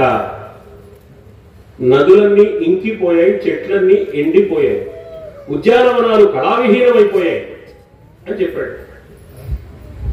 మరి విశ్వనాథన్ దాన్ని అనువాదం చేశాడు. ఏమని అనువాదం చేశారో చూడండి. వాల్మీకి చెప్పిందే చెప్పారు, కానీ బాణి మార్చి చెప్పారు. ఓ మహారాజ, మీ ఊళ్ళలో నీ ఇళ్లలో చెరువులందున ఒక్క చేప లేదు. అయోధ్యానగరం నుంచి అరణ్యానికి వెళ్లే దారిలో కొంత దూరం ఎలా ఉంటుందంటే అటు చెరువు ఇటు చెరువు మధ్యలో దారి. ఆ దారి వెంట వెళ్తూ ఆ చెరువు ఈ చెరువు ఒక చూస్తే చేపలు ఇలా మెల్లగా మెరుస్తూ వచ్చి ఒడ్డును దాకా వెళ్ళి లోపలికి వెళ్తూ ఉంటాయి. ఆహ్లాదకరమైన ఒక దృశ్యం కనపడుతుంది. కానీ వేళ ఒక్క చేప కూడా కనపడలేదు. ఓ మహారాజ, మీ ఊళ్ళలో నీళ్లలో చెరువులందున ఒక్క చేప లేదు. భూలోకమఘవమీ నేలలో పూలలో తోటలందున ఒక్క తేటి లేదు. నువ్వు చాలా గొప్పవాడివయ్యా, కానీ మీ రాజ్యంలో ఉన్న ఉద్యానవనాల్లో ఏ తోటలోనూ ఏ ఉద్యానవనంలోనూ ఒక్క తుమ్మిన ఒక్క పువ్వు మీద వారి దృశ్యం ఇవాళ కనపడటం లేదు. అంటే కొంత దూరం వెళ్ళాక అటు ఇటు ఉద్యానవనాలు కనపడతాయి. ఆ ఉద్యానవనాల్లో పువ్వుల మీద వారి తుమ్మెదలు మకరంద రసాన్ని ఆస్వాదిస్తూ ఉంటాయి. ఆ దృశ్యం ఇవాళ కనపడలేదు. అంటే మకరందం కోసం తుమ్మెదలు రావటం లేదు, విహారం కోసం చేపలు రావటం లేదు. పృథ్వీశ, మీ రాజ్య వీధిలో పురములందున ఒక్క పురుగు లేదు. నడివీధిలో ఒక పురుగు కనపడలేదంటే ఒక మనిషి కనపడలేదు. ఇది ఒక్క పురుగు లేదు అనడం మంచి నుడికారం. కర్ఫ్యూ ఉన్నప్పుడు నడివీధిలో ఒక పురుగు అయినా లేదంటూ ఉంటాం మనం. పురుగు లేదని కాదు, అక్కడ మనిషి లేడు. ఈ తెలుగు నుడికారాన్ని ప్రయోగించారు. అంటే మనుషులు ఎవరు బయటికి రావట్లా, దేవాలయాల్లో ఘంటానాదాలు లేవు, ఎవరింట్లోనూ వంట చేసుకోలేదు. అయోధ్య మొత్తం కళావిహీనమై దుఃఖాన్ని అనుభవిస్తోంది మహారాజా. అంతేకాదు, పచ్చిక బయళ్లలో పచ్చగడ్డి తినడానికి జంతువులు కూడా బయటకు రావడం లేదు. మీ రుచను అసివాళ్లలో బీళ్లలో పసరు మేచెడు ఒక్క పశువు లేదు. ఎందుకు లేదు అంటే రాముడు దూరమైనందుకున్న దుఃఖంతో లేదు. కానీ సుమంత్రుడు ఏం చెప్పాడంటే దానికి ఒక కారణం చెప్పాడు. చిన్ని కోడలితోడ రామన్న వదలి వచ్చుచున్నట్టి నాదు దౌర్భాగ్యముఖము పరిహరించిరు నాదు సేవకత పుంటే పృథ్వీపతి ఎంతగా ప్రతారించినవు. సీతారామ లక్ష్మణుల్ని అరణ్యంలో వదిలిపెట్టే సుమంత్రుడు మళ్ళీ తిరిగి ఈ దారిలో వస్తూ ఉంటాడు అని చేపలు భావించి ఆ సుమంత్రుడిని చూస్తే పాపం వస్తుంది. పశువులు అలాగే భావించాయి, తొమ్మిదలు అలాగే భావించాయి, మానవులు అలాగే భావించారు. వీళ్ళందరూ ఎందుకు బయటికి రావటం లేదు అంటే నా పాపిష్టి మొహం చూడటం ఇష్టం లేక. చూసావా, ఆజ్ఞలో నీది, అమలు జరిపింది నేను. నీ ఆజ్ఞను అమలు జరిపిన కారణం చేత లోకం నువ్వు ఇంతగా నిరసిస్తోంది సుమా. ఎంత మోసం చేసావయ్యా, అనుకున్న పని నీది, నింద నాకు వచ్చింది అని చెప్పాడు. అంటే పరోక్షంగా దానికి అర్థం ఏంటంటే నీ ఆజ్ఞ అమలు జరిపినందుకే అయోధ్యలో మానవులకే కాక పశుపక్ష్యాదులకు కూడా నా మీద ఎంత ఆగ్రహం ఉంది అంటే ఇంకా నీ మీద ఎంత ఆగ్రహం ఉందో ఆలోచించుకో అని చెప్పడం అన్నమాట. సుమంత్రుడు సేవకుడు కాబట్టి వాచ్యంగా చెప్పలేడు మహారాజా నువ్వు చేసిన తప్పు అని, వ్యంగ్యంగా చెప్పాడు అన్నమాట. అందులో ఆ సుమంత్రుడు మామూలు సుమంత్రుడు కాదు, కవి సమ్రాట్ విశ్వనాథ వారి సుమంత్రుడు. అందుకని ఎంత చమత్కారంగా సుమంత్రుడి చేత అయోధ్య నగరం కళావిహీనం అయిపోయిందనే విషయంతో పాటుగా అరణ్యవాసానికి రాముణ్ణి పంపడం దశరథ మహారాజు గారు చేసిన తప్పని పశుపక్ష్యాదులతో సహా అన్ని భావించాయనే విషయాన్ని చెప్పాడు. సరే, కథ మనకు తెలుసు. దశరథుడు బాధపడ్డాడు, ప్రాణాలు వదిలేశాడు. భరతుడు మేనమామ ఇంట్లో ఉన్న భరతుడు కబురు పెట్టారు. భరతుడు వచ్చాడు. వచ్చి విషయం తెలుసుకున్నాడు, చాలా బాధపడ్డాడు. ఆ భరతుడిని కౌసల్య రకరకాల మాటలంది, ఆమె దగ్గర ప్రతిజ్ఞలు చేశాడు. అని కథ మామూలు. కైకి దగ్గరికి వచ్చి ఆనేష్యామి తు వై రామం హవ్యవాహమిహ్వాధ్వరాత్, రాముడి రాజ్యాన్ని పరిపాలిస్తాడు, నేను అరణ్యంలో ఉంటాను. వనే వత్స్యామ్యహం దుర్గే రామో రాజా భవిష్యతి, రాముడు రాజు అవుతాడు, నేను అరణ్యవాసం చేస్తానమ్మా అన్నాడు. అప్పుడు కైక అన్నది, అన్నా మరి వేగి కాననమేమౌదు, ఒరే ఆయన నువ్వు అరణ్యాలు పెడతానంటావు ఏంట్రా, నువ్వు వెళ్ళేం చేస్తావురా అన్నా అన్నంటే నాయన. అన్నా మరి వేగి కాననమేమౌదు రామచంద్రుడని నన్ బ్రధ్నాంసు తేజో వినూతన నారాయణమూర్తి. రాముడు వెళ్ళాడు కదా అరణ్యాలకి, నువ్వు పంపిస్తే అంటావేమో. రాముడు ఎలాంటి వాడో తెలుసా? బ్రధ్నాంసు తేజో వినూతన నారాయణమూర్తి. రాముడు సాక్షాత్తు శ్రీ మహావిష్ణువు. సూర్య తేజస్సుతో మానవ రూపంగా అవతరించాడు సూర్యవంశంలో. బ్రధ్నాంశుడు అంటే సూర్యుడు. బ్రధ్నాంశు తేజో వినూతన నారాయణమూర్తి శాసిత సమస్త ప్రాణి. ప్రాణులందరికీ శాసించగా భగవంతుడు ఆయన. అంటే తన మనస్సులో గూఢంగా దాచుకున్న భక్తి గాఢంగా వెల్లడించింది ఇక్కడ కైకమ్మ. అప్పటి వరకు బయటపడకుండా రాముడు భగవత్ స్వరూపాన్ని కైకమ్మకు తెలుసు అన్నమాట. అందుకని ఆవిడ ఏమంటుంది, వినూత్నగా ఆయన రాముడు రామభక్చంద్రుడని నన్ బ్రధ్నాంశు తేజో వినూతన నారాయణమూర్తి శాసిత సమస్త ప్రాణి నీవేగుట ఆతనిదౌయేగుట ఒక్కటా. వాడు వెళ్ళడం నువ్వు వెళ్ళడం ఒకటేనుట్రా, వాడు వెంట చేయవలసిన పనులు నువ్వేం చేస్తావు? నీవేగుట ఆతనిదౌయేగుట ఒక్కడా భయ సముద్రం వయ్య నీ మాటలు. నీ మాట వింటే నాకు చాలా భయంగా ఉందిరా అంది. అంటే ఏమిటి భయం అంటే, రాముని వనవాసం కాస్త ఎక్కడ భగ్నం చేస్తాడో, ఇంత కష్టపడి నేను చేసిన పని కాస్త విఫలమైపోతుందని భయం అన్నమాట. కొడుకు అరణ్యానికి వెళ్తాడని భయపడుతున్నట్టు భయ అర్థం, లోపలి అర్థం. రామ అవతార ప్రయోజనం నెరవేరడానికి నేను ఇంత కష్టపడ్డానే, ఈ మొత్తం అంతా ఏలగాల్సిన అక్కల పాలైపోతుందేమో అనే భయాన్ని ఆవిడ వ్యక్తం చేసింది. ఈ సన్నివేశంలో కైకమ్మ మాట్లాడిన మాటలకు అధ్యాత్మ రామాయణ ప్రభావం ఉన్నది. విశ్వనాథ వారు అక్కడక్కడ అధ్యాత్మ రామాయణ ప్రభావంతో రచన చేశారు. ఇది సాహితీ విమర్శకులు గుర్తించారు, వారు తెలియజేశారు కొన్ని విశేషాలు. అధ్యాత్మ రామాయణం ఆధారంగా కొన్ని భావాలను విశ్వనాథ వారు అందించారు. ఈ భావానికి అధ్యాత్మంలో మూలం ఉంది అని పెద్దలైన వారు తెలియజేశారు. సరే, భరతుడు ఏర్పాట్లన్నీ చేశాడు, రామచంద్రమూర్తిని తీసుకురావాలని నిర్ణయించుకున్నాడు. అందరితో కలిసి వెళ్ళాడు. ముగ్గురు తల్లుల్ని కూడా వెంటబెట్టుకుని బయలుదేరాడు. వశిష్ఠాది గురుదేవులంతా రావాలన్నాడు. పరివారం అంతా వచ్చారు. సుమంతుడు వచ్చాడు, గుహుడి దగ్గరికి వచ్చారు. గుహుడు ముందు అనుమానించాడు, తర్వాత నమ్మాడు. భరద్వాజ మహర్షి దగ్గరికి వచ్చారు. ఆ భరద్వాజ మహర్షి కూడా ఆ మాటే చెప్పారు. ఆయనకి మొదలు సందేహం కలిగినట్లుగా మాట్లాడారు. తర్వాత ఆయన కూడా భరతుడి యొక్క ఔన్నత్యాన్ని అర్థం చేసుకున్నారు. ఆయన పరీక్ష పెట్టాడు. కబుర్లైతే చెప్తాడు కానీ నిజంగా రాజ్య వైభవాన్ని చూస్తే లొంగిపోతాడేమో అనిపించి ఒక సింహాసనం ఏర్పాటు చేసి దర్బారు చూపించాడు.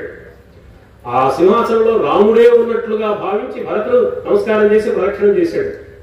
భరతుడు భక్తిని మెచ్చుకున్నాడు. భరతుడు మా అన్నయ్య ఉన్న చోటుకి వెళ్తాను అంటే, మీ అన్నయ్య పలానా చిత్రకూటంలో ఉన్నాడు, నేనే అక్కడ ఉన్నామని చెప్పాను, నువ్వు వెళ్ళిరానైనా రేపు మైత్ర ముహూర్తంలో బయలుదేరు, నీకు మేలు జరుగుతుంది అని ఆ విశేషాలన్నీ చెప్పారు. చెప్పిన తర్వాత వీడు బయలుదేరుతుంటే భరద్వాజ మహర్షి, ఎవరైనా నీతో పాటు మీ తల్లులు ముగ్గురు వచ్చారని తెలిసింది, మీ నాన్నగారు దశరథ మహారాజు గారికి ప్రధానంగా ముగ్గురు రాణులు ఉన్నారని, కౌసల్య, సుమిత్ర, కైక అని నాకు తెలుసు కానీ వాళ్ళు ముగ్గురు కూడా వచ్చారని తెలుసు కానీ వీళ్ళ ముగ్గురులో ఎవరు కౌసల్య, ఎవరు కైక, ఎవరు సుమిత్ర తెలియదయ్యా, కాస్త పరిచయం చేయొద్దు అన్నాడు. అంత తపశక్తి కలిగిన మహానుభావుడు. ఈయన పరిచయం చేశాడు. ఇదిగో ఇలా బాధపడుతుంది, కుమారుడికి దూరమై చాలా బాధపడుతోంది, ఈవిడ మా నాన్నగారి పట్టమహర్షి, పెద్ద ఆవిడే కౌసల్యాదేవి. ఆవిడకి సహాయం చేస్తూ మంచితనంతో ఉన్నదే, పరోపకార గుణంతో మా అమ్మకు ఆ కౌసల్యాదేవికి ఏ కష్టం కలగకుండా పక్క నుండి సేవలు అందిస్తుంది ఈ తల్లి సుమిత్ర. నా దురదృష్టవశాత్తు పరమ పాపాత్మురాలు నన్న కన్న తల్లి కైక ఈవిడే అని పరిచయం చేశాడు మూలంలో. దాదాపుగా అవే భావాలు విశ్వనాథ్ గారు కూడా చెప్పారు, కానీ అది చెప్పిన విధానం వేరు. రాముడి తల్లి అయిన కౌసల్యను పరిచయం చేస్తూ ఏమన్నారో చూడండి. ఏది ఎందుకు చేయునో ఏది ఏల చేయడో ఎరుగంగ రాని దుర్జ్ఞేయ చరణుడు ఆ ప్రభువు కన్న తల్లి. రాముడు ఏ పని ఎందుకు చేస్తాడో ఏది చేయడో మనకు తెలియదు. ఏది చేస్తాడో తెలియదంటే ఎవరంటే అడవికి వెళ్ళిపోయాడు. దశరథ మహారాజు గారు స్వయంగా తన నోటితో అడవికి వెళ్ళాలని చెప్పలేదు, కైకమ్మ చెప్పింది. కానీ వెళ్ళిపోతుంటే దశరథుడు, నాయన ఏదో కైకకి వరాలిచ్చి మోసపోయాను, నేను నా మాట ఉపసంహరించుకుంటున్నాను, నువ్వు పరిపాలించు అని చెప్పాడు. కానీ అది చేయాల. ఏది చేస్తాడో తెలియదు, ఏది చెయ్యడో తెలియదు. ఆయన మనస్సు ఏమిటో అంత తేలిగ్గా అర్థం కాదు. అలాంటి గంభీరమైన మనిషి రామచంద్రమూర్తి. అలాంటి రాముణ్ణి కన్న తల్లి దశరథ మహారాజు గారి పట్టమహిషి కౌసల్యాదేవి ఈమె అని పరిచయం చేశాడు. ఆ తర్వాత సుమిత్రుని పరిచయం చేశాడు. సుమిత్ర చాలా గొప్ప వ్యక్తి. ఒక కౌసల్యకు తోడుగా నగుటయందో సర్వసాకేత బంధు కదంబాకృతిగాగనై వరుటయందో అన్నకు నాకు ఒత్తుక నెయ్యంబిడు పుత్రులంగనుటయందో పేరు సార్థక్యమౌ అకలంకాత్మ సుమిత్ర ఈ జనని క్షీరాంబోధి గంభీరయున్.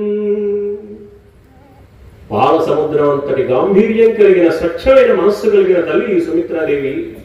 అకలంకాత్మ సుమిత్ర, ఏ తప్పు లేని తల్లి. ఈమె మనస్సులో ఏ విధమైన దోషము లేదు. పేరు సార్థక్యము, సుమిత్ర అనే పేరు ఈమెకి అన్ని విధాలు సరిపోతుంది. ఎప్పుడు ఈమె మంచితనంతోనే మైత్రి, మంచితనమే ఈమెకు మైత్రి.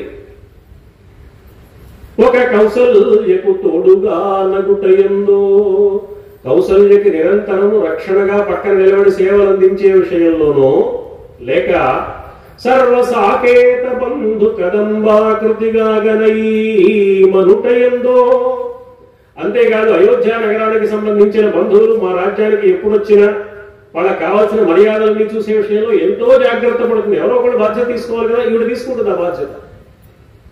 అందుకని మొత్తం సాకేతానికి సంబంధించిన బంధువులందరికీ ఈమె కదంబం లాంటిది సుమా. వాళ్ళందరినీ కలుపుకుంటుంది. అంటే మంచి బంధుప్రీతి కలిగిన వ్యక్తి ఈమె. అన్నకు నాకు ఒత్తుక నెయ్యంబిడు పుత్రులంగనుటయందో పేరు సార్థక్యమౌ అకలంకాత్మ సుమిత్ర. ఆవిడ ఎంత ప్రేమగా ఇద్దరు అక్కలకు సేవ చేసిందో అంత ప్రేమగా ఇద్దరు బిడ్డల్ని కన్నది. ఒక లక్ష్మణుడిని రాముడి సేవలో పెట్టింది, ఒక శత్రుఘ్నుడిని భరతుడి సేవలో పెట్టింది. ఎంత గొప్ప తల్లి ఆవిడ. ఒక తల్లి తన బిడ్డ రాజు కావాలని ప్రయత్నం చేసింది, ఒక తల్లి తన బిడ్డ రాజు కాలేకపోయాడని బాధపడింది. ఈ తల్లి తన బిడ్డ రాజు కావాలని కోరుకోలేదు, రాజు కాలేకపోయాడని బాధపడడం లేదు. ఇద్దరు బిడ్డల్ని సేవకు అప్పగించిందే, తాను సేవ చేయడమే కాక తన బిడ్డలు కూడా సేవ చేయాలనుకుందే. అంత గొప్ప ఆవిడ సుమిత్ర పరిచయం చేశాడు. ఆగాడు. ఇంక మూడావిడ గురించి కూడా చెప్పబోయా అన్నాడు. మూడావిడ కైకాన్ని తెలుస్తోంది, నేను చెప్పక్కర్లేదు. అందుకని మౌనంగా ఉన్నాడు భరతుడు. నువ్వు చెప్పకపోయినా తెలుస్తోంది నాకు ఈమె కైకమ్మ అని. నువ్వు ఎందుకు చెప్పడం లేదు కూడా నాకు తెలుసయ్యా. చెప్పవలసి వస్తే కైకను నువ్వు నిందిస్తావు. వాల్మీకి నిజంగానే నిందించి మాట్లాడాడు. పరమ దుర్మార్గురాలు కైకమ్మ, నా దురదృష్టవశాత్తు నన్ను కన్న తల్లి ఈవిడే, ఇవాళ అయోధ్య నగరం ఇంత బాధకు కారణం ఈమె సుమా అన్నాడు. ఆయన విశ్వనాథ్ వారు మౌనంగా ఉన్నట్టు చెప్పారు. ఇద్దరిని చెప్పాక మూడో వాడు ఎవరో చెప్పక్కర్లేదు కదా అంటే మౌనంగా ఉన్నాడు అనమాట. నువ్వు చెప్పకపోయినా నాకు తెలుసాయా, నువ్వు ఎందుకు మౌనంగా ఉన్నావో. ఈమె కైకని, ఈమె పట్ల నీకున్న ఆగ్రహం న్యాయం కాదు సుమా అని భరద్వాజ మహర్షి చెప్పారు. చెప్పి అమర సహాయార్థమరిగినయడ దశరథ ధూమిపాలు సారథియుతాను. శంబరాసుడితో దేవతలకు యుద్ధం వచ్చింది. దేవతల వల్ల కాలేదు. దశరథుడిని ప్రార్థించాడు, సహాయం చేయవయ్యాని. ఆయన యుద్ధానికి వెళ్ళాడు, శంబరాసురుడిని సంహరించాడు. దేవతల కంటే మానవుడు గొప్పవాడు అన్నమాట. రామాయణంలో కనపడే అంశం. దేవతలు చేయలేని పనిని మానవుడైన దశరథుడు చేశాడు. శంబరాసుడితో యుద్ధం చేసి సంహరించాడు, దేవతల వల్ల కాలేదు. అలాగే సరిగ్గా భారతంలో కూడా కాలకేయుడు, నివాత కవచుడు ఇద్దరున్నారు. కాలకేయ నివాత కవచుడు అంటారు వాళ్ళు. కాలకేయుడు అప్పుడు, నివాత కవచుడు అప్పుడు. ఈ ఇద్దరు రాక్షసులు చాలా బాధపడుతున్నారు దేవతలు. దేవేంద్రుడు ధర్మరాజు దగ్గరికి వచ్చి ప్రార్థిస్తాడు అరణ్యవాసం చేస్తున్న కాలంలో. అప్పుడు అర్జునుడిని పంపిస్తాడు. అర్జునుడు వెళ్ళి యుద్ధం చేసి కాలకేయుడిని నివాత కవచుడిని సంహరిస్తాడు. అప్పుడు అర్జునుడికి అర్ధసింహాసన గౌరవం ఇచ్చి దేవేంద్రుడు సత్కారం చేస్తాడు. అప్పుడే ఓర్వశీదేవి అర్జునుడిని ప్రేమించడం, ఆమె శపించడం ఇతను కాదంటే ఆ కథంతా జరిగింది. అంటే రామాయణ భారత కథల్లో రెండు చోట్ల కూడా మనకు కనపడే సన్నివేశం ఏమిటంటే, మానవులు ఎంత గొప్పవాళ్ళంటే దేవతలు చేయలేని పని మానవులు చేసి దేవతలకు సహకరిస్తారు తప్ప దేవతలని వరాలివ్వండి దీవెనలివ్వండి అని దేవించవలసిన స్థితిలో ఉన్నవాళ్ళు కాదు మానవులు. మానవులు చాలా గొప్పవాళ్ళు. అయితే ఎందుకయ్యా దైవారాధన చేయడం అంటే ఏవో కోరికల కోసం, మాకేవో అవి కావాలి ఇవి కావాలి, బాధలు పోగొట్టండి సుఖాలు ఇవ్వండి అని అడగడం కోసం కానే కాదు. తనలో ఉన్న దైవాన్ని తాను తెలుసుకోవడానికి చేసేదే యథార్థమైన ఆధ్యాత్మిక సాధన. ఈ సత్యం చెప్పడానికి రామాయణ భారతాల్లో దేవతల కంటే మానవులే గొప్పవాళ్ళు. దేవతలకు మానవులు సహాయం చేశారు కానీ మానవులకు దేవతలు సహాయం చేసిన సన్నివేశం కనపడదు.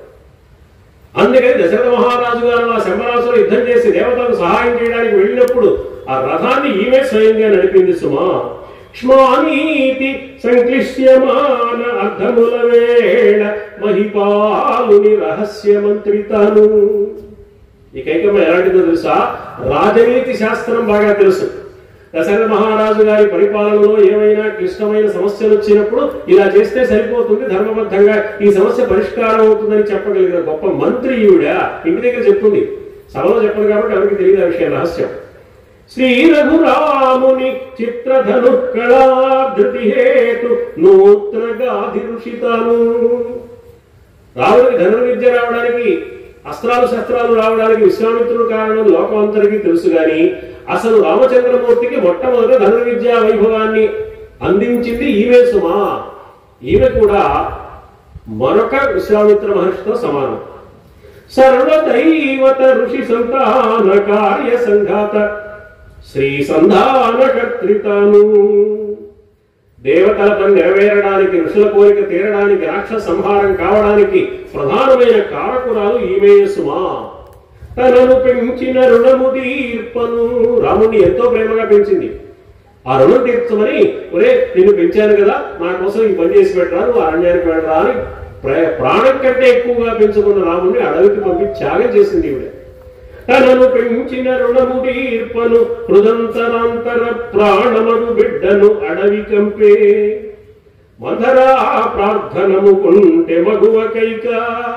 పైకి మందర కోరితే చేసినట్లుగా కనపడుతోంది కానీ రామ అవతార ప్రయోజనం నెరవేరడం కోసమే ఈ పని చేసింది సుమా. మూలంలో ఏమనుంటుందంటే, వాల్మీకి మహర్షి ఏమని చెప్పారు ఈ సందర్భంలో? భరద్వాజుడి నోట ఆయన పలికించిన మాట, కైకను నిందించవద్దయ్యా, రాముని అరణ్యవాసము లోకానికి క్షేమాన్ని కలిగించడం కోసమే వచ్చింది, అందుకు కారకురాలైన కైకను నీవు గౌరవించాలి కానీ నిందించవద్దు అని చెప్పారు. అది ఎలా ఉందో ఆయన వివరించారనమాట.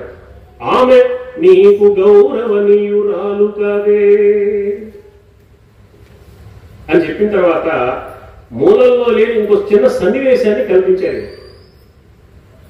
ఆ సన్నివేశం ఏంటంటే, అందరూ వెళ్ళిపోతున్నారు.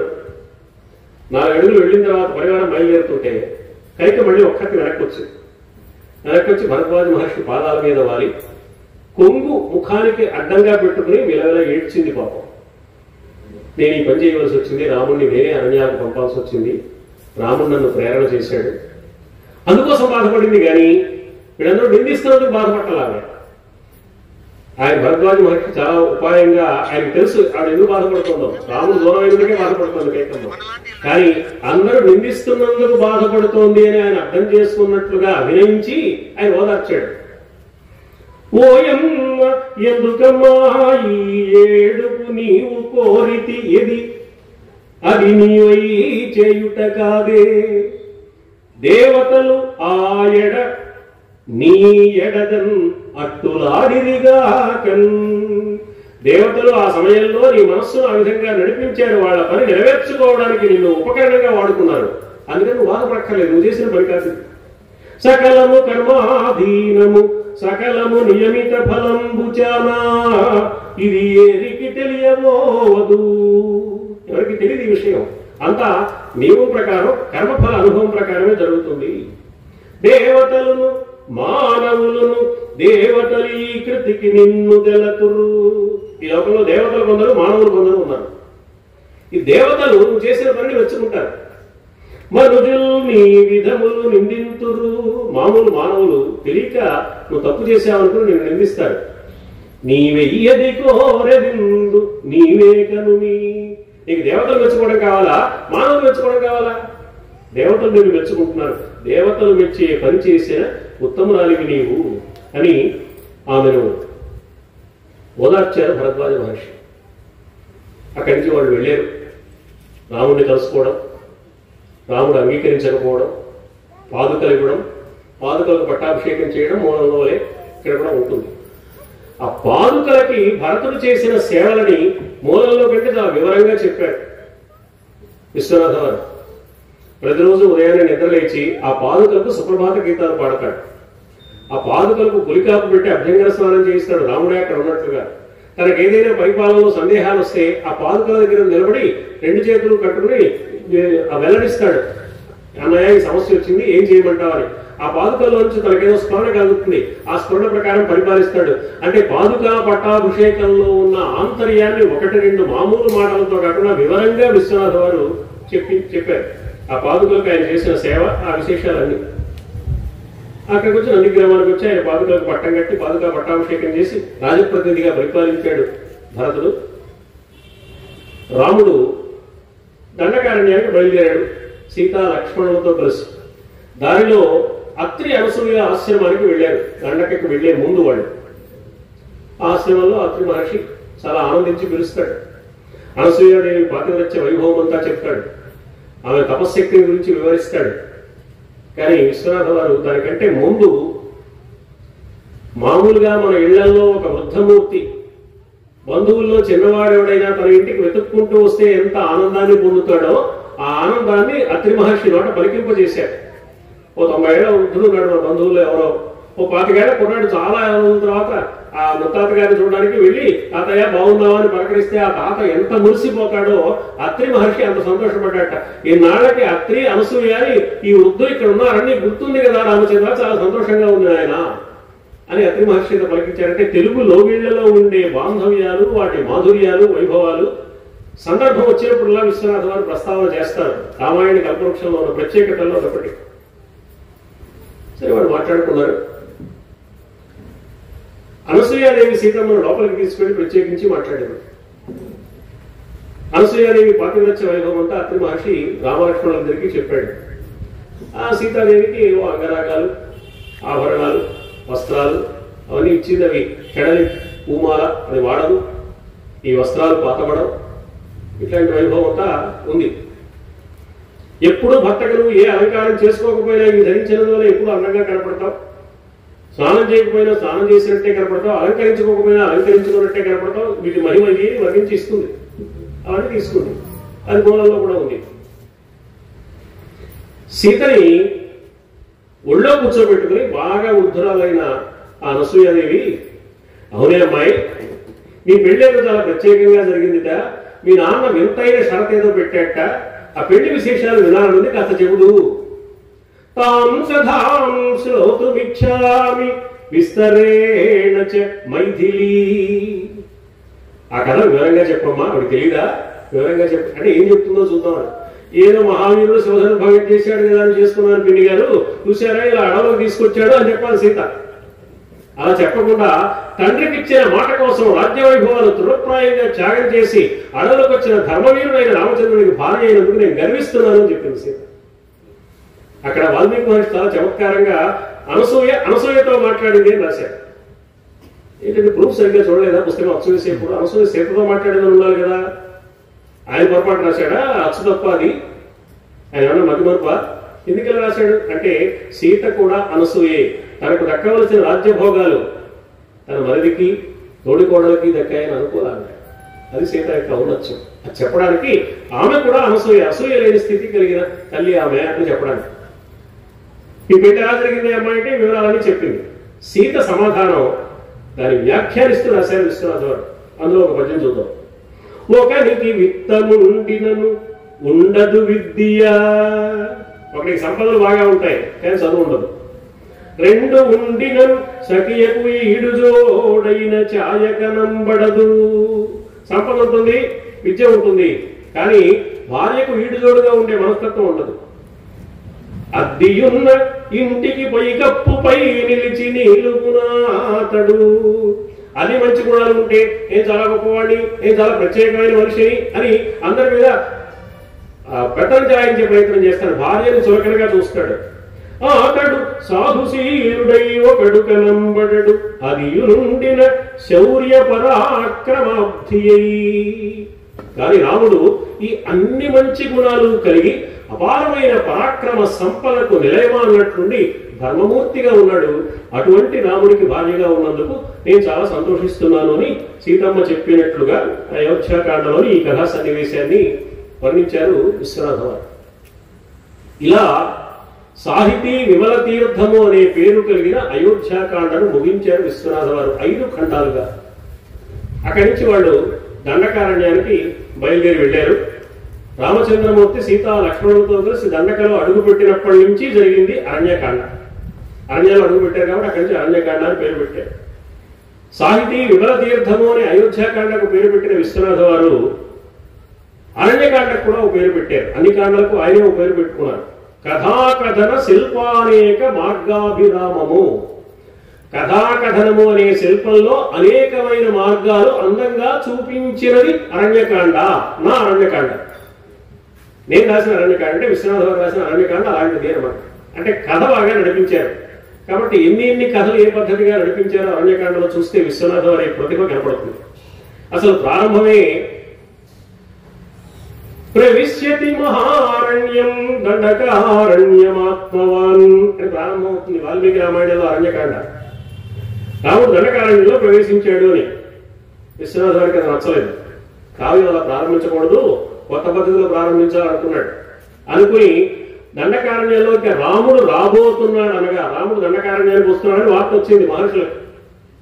ఒక మహర్షి గారి ఇంటి ముందు ఓ 20 ఏళ్ళ అమ్మాయి, ఓ చిన్నపిల్ల, ఓ బాలిక, ఓ 16 ఏళ్ళ అమ్మాయి తుమ్మిపూల మాల గుచ్చుతోంది. ఓ వృద్ధురాలైన మునిపత్రి వచ్చి, అది ఏమే రఘురామచంద్రునకు బాలా తుమ్మిపూల్ మాలగా గుచ్చన్ మదినంతు. తుమ్మిపూల మాల వేస్తానంటే ఏమిటి? రాముడు ఏమన్నా శివుడా? రాముండు అటవీ గుంజా గళంకుండు దారద కంఠుండు కిరాత రాజటే. దారదము అంటే విషం. విషాన్ని కంఠంలో దాచుకున్న పరమేశ్వరుడా ఏమన్నా? ఆయన ఏమన్నా కిరాతుడు వేషం వేసుకున్నవాడా? గృహారామంబు కోరళ్ళు మొగ్గుదలల్ నిండగ కమ్మతా వినిమురన్ గోరంట పూలుండగన్. గోరంట పూలు ఉన్నాయి కదా, అవి చాలా బాగుంటాయి దండకొచ్చడానికి. ఈ తుమ్మిపూల దండ ఏమిటి అమ్మాయి? వచ్చేవాడు ఎవరో శివుడా అంటారు. అంటే రాముడు శివస్వరూపాన్ని ధరించి అరణ్యంలో అడుగు పెడుతున్నాడు అనమాట. శివుడు ఎవరు? ప్రళయాన్ని సృష్టించేవాడు, లయకారకుడు. అంటే రాముడు అరణ్యంలో ప్రవేశించి రాక్షస సంహారం చేయడానికే వస్తున్నాడు అనే విషయాన్ని ఎంత కవితాత్మకంగా ఈ సంభాషణ ద్వారా, ఈ ప్రశ్న ద్వారా విశ్వనాథ వారు పరిచయం చేశారు. తర్వాత రాముడు ఎలా అడుగు పెట్టాడో కూడా చెప్పారు. రాముడు అరణ్యంలోకి ఎలా అడుగు పెట్టాడు అంటే, మనం ఇప్పుడు అరణ్యంలోకి వెళ్తున్నాం కాబట్టి మన దర్పాన్ని ప్రదర్శించకూడదని అల్లెత్రాడు విప్పేసి దాన్ని వదులుగా ఓ పక్కకి బిగించి ఆ ధనుస్సు మాత్రం భుజానికి తగిలించుకుని అడుగు పెట్టాడు. పడగ దీర్ఘముగను పరగించి ఉచ్చంబుదార్చు భుజగరాజ సహిత శైవమూర్తి ఎట్లు. ఇలా భుజం మీద ధనుస్సు పెట్టుకుంటే ఆ ధనుస్సు పైకోపు మాత్రం ఇలా భుజం నుంచి పైకి కనపడుతుంది, పడగ ఉన్నట్టుగా ఉంది. అల్లెత్రాడు మాత్రం కింద వరకు జారిపోయింది. పడగ పైకి పెట్టి తోక కిందకి జార్చిన సర్పాన్ని తన మెడలో వేసుకుని అడుగు పెట్టిన పరమేశ్వరుడా ఉన్నాడు రామచంద్రమూర్తి. పడగ దీర్ఘముగను పరగించి ఉచ్చంబుదార్చు భుజగరాజ సహిత శైవమూర్తి ఎట్లు రామమూర్తి ప్రవేశించే అల్లెత్రాడు జార్చినట్టి వింట. ఇది విశ్వనాథ వారి కల్పన. అంటే రామచంద్రమూర్తి అరణ్యంలో అడుగు పెట్టడం రాక్షస సంహార ప్రళయ కార్యక్రమ నిర్వహణ కోసమే అనే విషయాన్ని చెప్పడానికి ఈ 2 అంశాలు చెప్పారు. ఇందులో రాముడు ఇలా పడగ దీర్ఘంగా పరగించిన అల్లెత్రాడు కిందికి జార్చిన ధనుస్సును పాము పడగ పైకి ఉన్నట్టు తోక కిందికి జారినట్టు అనేది మూలంలో ఉంది. దానికి ముందు ఆ వృద్ధ మునిపత్ని బాల అయిన అమ్మాయిని వేసిన ప్రశ్నతో ప్రారంభం చేయడం విశ్వనాథ వారు చేసిన కల్పన. సీతారాములు అరణ్యంలోకి వెళ్ళారు, విరాధుడిని సంహరించారు. అరణ్యంలో అడుగుపెట్టి పెట్టగానే విరాధుడు అనే రాక్షసు వస్తాడు. వాడు వచ్చి రావడమే సీతను పట్టుకుని తీసుకెళ్ళిపోతూ ఉంటాడు. మిమ్మల్ని చంపేస్తా మింగేస్తా అంటాడు. సీతను పట్టుకుని పారిపోతూ ఉంటాడు. వీళ్ళిద్దరు వెంట పడతారు.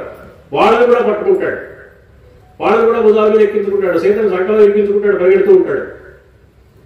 చాలా కష్టపడి వాడిని సంహరించారు. ఈ విరాధుడి కథంతా మూలంలో ఉన్నట్టే చెప్పారు. ఆ విరాధుడు నేను మామూలుగా చావను అని వాడే సలహా ఇస్తాడు.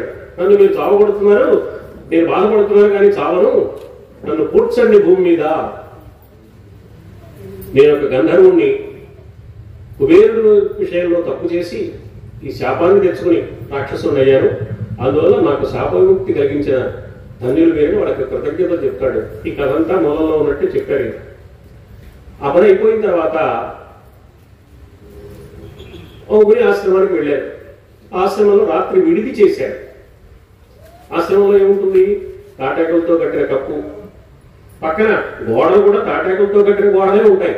గదులు గోడలు కానీ మరి కాంపౌండ్ వారే ఉండదు. అలా ఉంటుంది ఆశ్రమం. ఆశ్రమంలో వాళ్ళు పడుకున్నారు సీతారాముల రాత్రి. అక్కడ ఏం జరిగిందో ఒక సన్నివేశాన్ని కల్పన చేసి వర్ణించారు విశ్వనాథ వారు.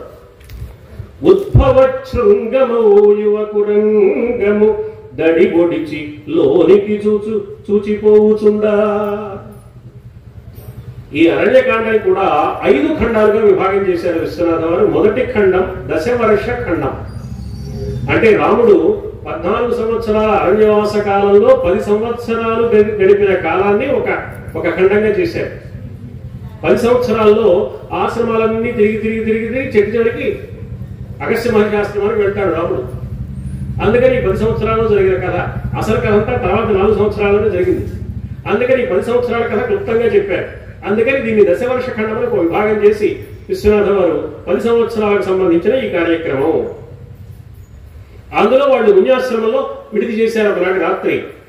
ఉద్భవ శృంగమో యువ గుర్రకురంగము దడి బొడిచి లోనికి చూచిపోవుచుండా.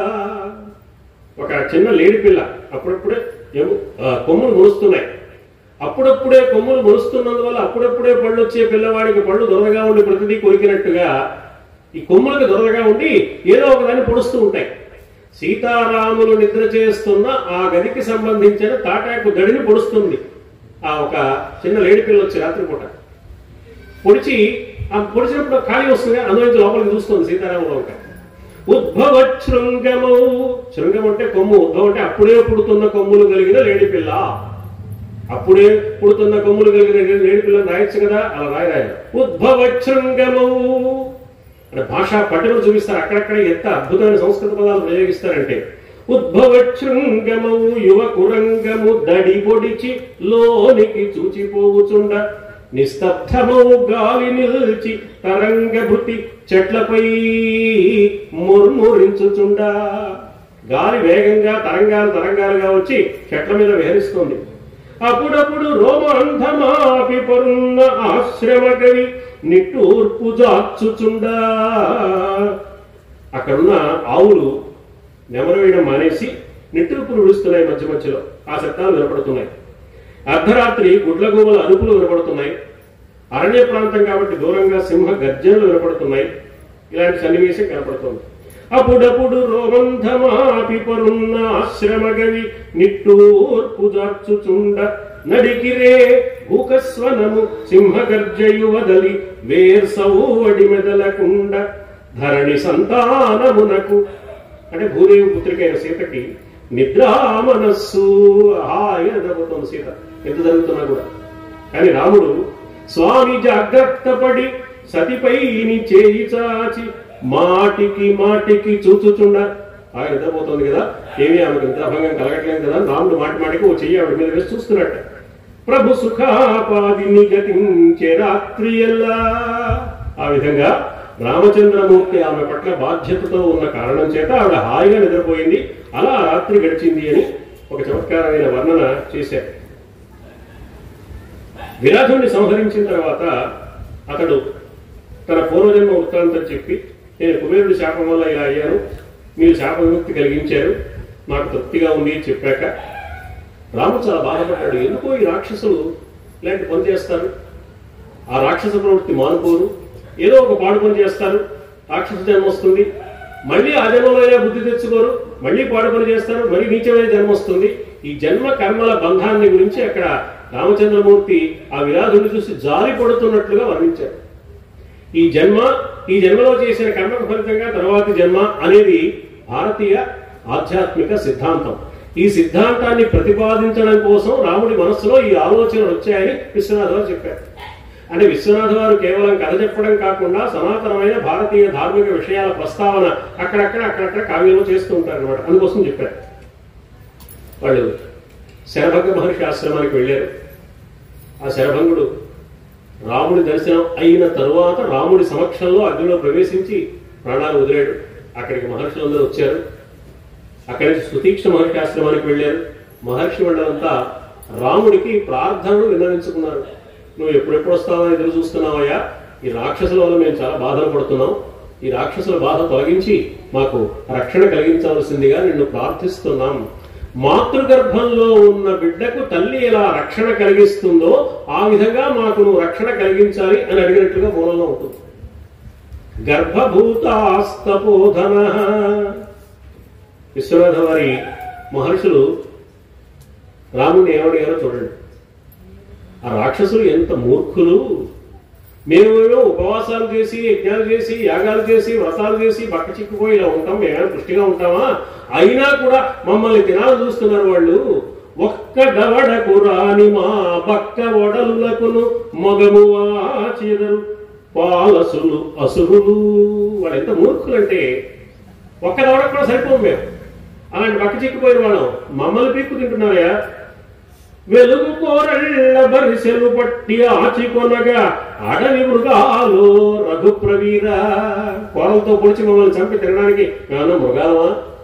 రాక్షసులు మమ్మల్ని ఇంత బాధ పెడుతున్నారయ్యా రామచంద్ర అంటే రాముడు వాళ్ళ బాధలన్నీ విని వాళ్ళకు అభయం ఇస్తాడు. నేను మీకు వాగ్దానం చేస్తున్నాను, నేను ఇక నుంచి మీకు రాక్షసుల వల్ల కలిగే బాధ లేకుండా చేస్తాను. అవసరమైతే రాక్షస సంహారమైనా చేయడానికి నేను సిద్ధమే. మీరెంత బాధపడుతున్నారో నాకు అర్థమైంది. మీరందరూ ఇక నుంచి నిశ్చింతగా ఉండండి, నేను అభయమిస్తున్నాను అన్నాడు. ఇది వాగ్దానము అన్నాడు. పైగా వాళ్ళందరూ రాముడికి కృతజ్ఞత చెప్పారు. ఆ కృతజ్ఞత విశ్వనాథ వారి భాషలో చాలా అందంగా చెప్పారు. విశ్వనాథ వారు తూచినట్లు మాట్లాడుట తూచినట్లు బ్రతుకుటయు ఏమి ఈ రామభద్రమూర్తి. తూచినట్లు మాట్లాడుట, ఎంత మాట్లాడాలో అంతే మాట్లాడతాడు. మాట్లాడాల్సిన మాట ఏది వదిలిపెట్టాడు, అవసరమైన మాట ఒక్కటి కూడా మాట్లాడాడు. అలాంటి వాడు రాముడు. మీకు వాగ్దానం చేస్తున్నాను, మీరు నిశ్చింతగా ఉండండి, ఇంకా భయం లేదు మీకు అన్నాడు తప్ప ఒక గంటసేపు మాట్లాడాడు దాని గురించి. తూచినట్లు మాట్లాడుట, పోనీ మాటలా ఉంది కదా అని విషయంలో ఏమైనా పొరపాటు పడతాడంటే తూచినట్లు బ్రతుకుట, ఎంత చేశాడో ఎంత చెయ్యాలో ఏం చెప్పాడో అదే చేస్తాడు. ఏమీ రామభద్రమూర్తి ఇన్ని వేల ఏండ్లకైన మహేశ్వరుండు మాతపో రక్ష చేయంగ మాకు దొరకే. ఇన్నాళ్ళకు మా తపస్సులు మమ్మల్ని కాపాడడానికి పరమేశ్వరుడు ఈ రూపంలో వచ్చాడు కదా అని వాళ్ళు సంతోషించారు. సీతారామ లక్ష్మణులు అక్కడి నుంచి బయలుదేరి ఇంకో ముని ఆశ్రమానికి బయలుదేరారు. అడవి దారులు ఎలా ఉంటాయో వర్ణించారు అక్కడ విశ్వనాథ. మధ్య మధ్యలో చమత్కారాన్ని వర్ణనలు చేస్తూ ఉంటారు. అడవిలో ఇలా వెళుతూ ఉంటే ఇటువైపు ఒక సన్నని నదిపాయ, ఆ రహదారికి ఇటువైపు ఒక సన్నని నదిపాయ ఉంటుంది. ఇక్కడి నుంచి చూస్తే చాలా దూరంగా ఈ రహదారితో పాటు ఆ నది పాయలు కూడా రెండు కనిపిస్తూ ఉంటాయి. అవి ఎలా ఉన్నాయంటే, అరణ్యంలోకి రావయ్యా, రాక్షసుల్ని సంహరించవయ్యా, దేవతల పని నెరవేర్చవయ్యా అని దేవతలు ఏర్పాటు చేసిన స్వాగత గీతాలు నృత్యాలు పలకడానికి వచ్చిన అప్సరసలు చేతులు చాచి స్వాగతం చెప్తున్నట్టుగా ఉన్నాయి రెండు నదులు అన్నారు. స్వాగతి నెరకు అప్సరలు చేతులు చాచిన విధాన ప్రవహించు నదులు దాటి. ఇది ఒక భావం. తర్వాత ఇంకో భావం చెప్పారు, ఇంకా చమత్కారమైన భావం. కనుచూపు మేర దాటినను గమ్యప్రాప్తియన సన్నపడనట్టి అధ్వమేగు. ఏ దారిలో వెళుతున్నారు అంటే, ఇలా వెళుతూ ఉంటే ఆ చివర ఆ దారి ఆగిపోయినట్టు అనిపిస్తుంది అనమాట. ఓహో, అక్కడికి చేరితే చాలు, మనం అక్కడ ఏదో ఆశ్రమం ఉంటుంది, అక్కడ దాకా వెళ్ళాక ఆ దారిలో మలుపు తిరుగుతుంది, మళ్ళీ ఆ దారిలో చాలా దూరం వెళ్ళాలి, మళ్ళీ వెళ్ళాక అక్కడ కూడా ఇక అయిపోయింది రహదారి, ఇక చేరిపోయాం అనిపిస్తుంది, కానీ అక్కడ కూడా గమ్యస్థానం లేదు, మళ్ళీ మలుపు తిరగాలి. ఇలా ఎక్కడికక్కడ దారి పూర్తయిపోయింది, ఇక గమ్యానికి చేరామని అనిపిస్తూ ఉండగా ఆ గమ్యం చేరకుండా మళ్ళీ మలుపు తిరుగుతూ ఉంటుంది. ఇలా ఉంటాయి అడవి దారులు వర్ణించారు. కనుచూపు మేర దాటినను గమ్య ప్రాప్తి అన సన్నపడనట్టి అధ్వమేగు. ఎందుకు చెప్పారు ఇది? అడవి దారి ఎలా ఉంటే మనకు ఎందుకండి? అడవి దారి ఎలా ఉందో ఇప్పుడు వర్ణించాలా అంటే, అడవి దారిని వర్ణించే వంకతో విశ్వనాథ వారు రామాయణ కథ యొక్క తీరును వ్యాఖ్యానించారు. రామాయణ కథ మనం చదువుకుంటే, బాలకాండ చదువుకుంటే, మొట్టమొదటిసారి రామాయణం చదువుకుంటుంటేనో వింటుంటేనో మనకు ఏమనిపిస్తుందంటే, ఇంకేముంది, సీతారాముల కళ్యాణం అయిపోయింది, అయోధ్య నగరానికి వచ్చేసారు, రాముడికి పట్టాభిషేకం, రామాయణం అయిపోయింది అనుకుంటాం మనం. మందర కైక ప్రవేశించడం, కథ మారిపోయింది, రాముడు అరణ్యాలకు వెళ్ళాడు. సరే, అరణ్యవాసం అయిపోతుంది, బానే ఉంది కదా, ఇంక తిరిగి వచ్చేస్తారు అనుకుంటుండగా అరణ్యకాండ జరుగుతూ ఉండగా ఓ శూర్పణఖ ప్రవేశించింది, కథ ముందుకు జరిగింది. ఇంక అయిపోయింది కథ అనుకుంటాం, 14 ఏళ్ళు అయిపోతుంది కదా, ఇంకా 11 నెలలే మిగిలింది, ఈ 11 నెలల కాలం అయిపోతే వెనక్కి వచ్చేస్తారు కదా, మళ్ళీ పట్టాభిషేకం చేసుకుంటాడు అయోధ్యలో రాముడు, ఇక్కడతో కథ అయిపోయింది అనుకుంటాం. శూర్పణఖ వచ్చిన కథ ముందుకెళ్ళింది. అరణ్యకాండ నుంచి కిష్కింధాకాండ, సుందరకాండ, యుద్ధకాండ వరకు కథ అయిపోయింది. అంటే ఎప్పటికప్పుడు కథ అయిపోతున్నట్లు కనిపిస్తూ ముగింపుకు వస్తున్నట్లు కనపడుతూ కొనసాగుతూ ఉంటుంది. ఎప్పటికప్పుడు దారి అయిపోయి గమ్యం చేరినట్లుగా కనపడుతూ దారి ముందుకు సాగినట్లుగా అరణ్య మార్గం ఉంది. ఆ అరణ్య మార్గంలో రాముడు ప్రయాణం చేశాడు. ఎందుకు ఈ మాట చెప్పారంటే, రామాయణం అనే పేరు వాల్మీకి మహర్షి రామ అయనము రామాయణము అనే అర్థంలో పెట్టాడు. అయనము అంటే మార్గము లేక ప్రయాణము. ఎక్కడి నుంచి ఎక్కడికి రాముడు ప్రయాణం? అయోధ్యలో బయలుదేరాడా, అడవికి వచ్చాడా, కిష్కింధా నగరానికి వచ్చాడా, లంకా నగరానికి చేరాడా, మళ్ళీ లంక నుంచి ఇంత దూరం వెనకొచ్చి మళ్ళీ అయోధ్యకు వచ్చాడు. ఇది రాముడి ప్రయాణ మార్గం. ఇది భౌతికంగా చేసిన ప్రయాణం. ధార్మికంగా చేసిన ప్రయాణం మామూలు మానవుడు ఏ ధర్మాన్ని పాటిస్తే దివ్యత్వాన్ని అనుభవానికి తెచ్చుకుంటాడో, మానవత్వం నుంచి దివ్యత్వానికి రాముడు చేసిన ప్రయాణ మార్గం. ఈ రెండు భావాలు మనస్సులో పెట్టుకుని మానవుడు దివ్యత్వాన్ని సాధించాలంటే అది క్షణాల్లో అయిపోయే పని కాదు. ఎప్పటికప్పుడు అయిపోయినట్టే కనపడుతూ ఇంకో మలుపు తిరుగుతుంది. ఇంకొంచెం శ్రమపడాలి, ఇంకొంచెం ఆలోచించాలి, ఇంకొంచెం అధ్యయనం చేయాలి, ఇంకొంత సాధన జరగాలి, అప్పుడు కానీ దివ్యత్వాన్ని పొందలేడు సుమా. అంటే రామకథని భౌతికంగాను, రామ అయనాన్ని భౌతికంగాను, ఆధ్యాత్మికంగాను కూడా వ్యాఖ్యానించడానికి అడవి దారుల తీరును వర్ణించే వంకతో విశ్వనాథ వారు ఈ పని చేసినట్లుగా కనపడుతుంది. ఈ వర్ణన చూస్తే మనకి కనుచూపు మేర దాటినను గమ్య ప్రాప్తి అను సన్నపడనట్టి అధ్వమేగు. ఇలా వెళ్ళి అరణ్యంలో ప్రవేశించారు. అన్ని ఆశ్రమాలు వరుసగా చుట్టూ తాపసాశ్రమ మండలం అన్నారు వాల్మీకి మహర్షి. తాపసుల ఆశ్రమాల సముదాయ ప్రాంతమైన అరణ్యంలో అడుగుపెట్టాడు రాముడు. అరణ్యంలో ఒక ముఖ్య లక్షణం ఉంటుంది మహర్షుల ఆశ్రమాల్లో. పూర్వకవులు అందరూ వర్ణించారు. కాళిదాస మహాకవి వర్ణించారు. కణ్వాశ్రమాన్ని వర్ణిస్తూ నన్నయ్య గారు వర్ణించారు భారతంలో, తెలుగులో. ఎలా ఉంటాయి ఆశ్రమాలు అంటే, లోకంలో సాధారణంగా పరస్పర వైరం కలిగిన జంతువులు అక్కడ వైరంతో ప్రవర్తించవు. కప్పకి పాము పడగనీడ పట్టింది అని శృంగేరి చరిత్రలో చెప్తారు. అక్కడ పీఠం ఏర్పాటు చేస్తే బాగుంటుంది శంకరాచార్య స్వామి ఆలోచించారు. ఇక్కడ జంతువుల మధ్య సహజ వైరము నశించిన తపోభూమి ఇది అని భావించారు. ఋష్యశృంగ మహర్షి అక్కడ తపస్సు చేశారు కాబట్టి. అలా విజయనగర సామ్రాజ్యాన్ని స్థాపించడానికి విద్యారణ్య స్వామి ఆ ప్రదేశాన్ని చూసినప్పుడు కుందేలు వేట కుక్కల్ని తరుగుతున్న దృశ్యం చూశారు ఆయన. ఆశ్చర్యం అన్నమాట. ఓ, ఇది ధర్మపరులైన హైందవ వీరులు జయించడానికి అనుకూలమైన ప్రదేశం, ఇక్కడ విజయనగర సామ్రాజ్యాన్ని స్థాపించాలని విద్యారణ్య స్వామి భావించారు. ఏనుగు నిద్రపోతుంటే ఆ ఏనుగు పెద్దదిగా ఉంటుంది కాబట్టి ఆ ఏనుగు నీడలో సింహం పిల్ల హాయిగా పడుతుంది ఎండబాధ లేకుండా అని వర్ణించారు నన్నయ్య గారు భారతంలో కణ్వాశ్రమ వర్ణనలో. ఇట్లాంటి చిత్రమైన వర్ణనలు ఉంటాయన్నమాట. సహజంగా వైరం ఉండే ఏనుగు, సింహము కలిసిమెలిసి ఉంటాయి. సహజంగా వైరంగా ఉండే పాము, కప్ప కలిసిమెలిసి ఉంటాయి. ఇలాంటి వర్ణనలన్నీ చేశారు. అలాంటి వర్ణన ఏదో ఒకటి చేయొచ్చు విశ్వనాథ వారు కూడా, కానీ ఆయన సొంత వర్ణన చేశారు, కొత్త కల్పన చేశారు. తను చూచుచుండుమని ప్రొద్దున మేతకు జన్న పులుగుతో ఇవనీ గుడ్లని అప్పచెప్పే భుజగంగన ఒక్కతే ఇరుగు పొరుగు కైదోడెసగన్. ఓ చెట్టు ఉంది, ఆ చెట్టు మీద ఒక గూడు ఉంది, ఆ గుట్లో ఒక పక్షి ఉంది, ఆ పక్షి గుడ్లు పెట్టింది.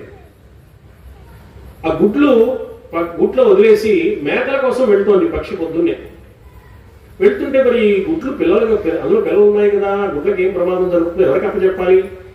ఎక్కడికైనా వెళుతుంటే ఇరుగు పొరుగు వాళ్ళకి అప్పచెప్పినట్టుగా, పక్క వాళ్ళకి కాస్త మా ఇల్లు చూస్తూ ఉండండి, మా పిల్లవాడు ఉన్నాడు ఇప్పుడే వస్తానని చెప్పినట్టుగా ఆ చెట్టు కింద తొర్రలోనే పుట్టలో ఉన్న పాముకి చెప్పి వెళ్ళింది పక్షి. పాము గుడ్లు కనబడితే తెగేస్తుంది. అలాంటి పాముకి ఈ విషయం చెప్పడం ఆశ్చర్యకరమైన విషయం అన్నమాట. అంటే శత్రుభావం లేదు పాముకి పక్షికి. తను చూచుచుండుమని ప్రొద్దున మేతకు జన్న పులుగుతో, పులుగు అంటే పక్షి, ఇవని గుడ్లని అప్పచెప్పే భుజగాంగన ఒక్కతే. ఇదిగోనమ్మా పొద్దున్న నాకు అప్పగించిన గుడ్లు మళ్ళీ తిరిగి నీకు అప్పగిస్తున్నాను. సాయంత్రం పూట ఆ పాము ఈ పక్షి గుడ్లని మళ్ళీ పక్షికి అప్పగిస్తోందిట.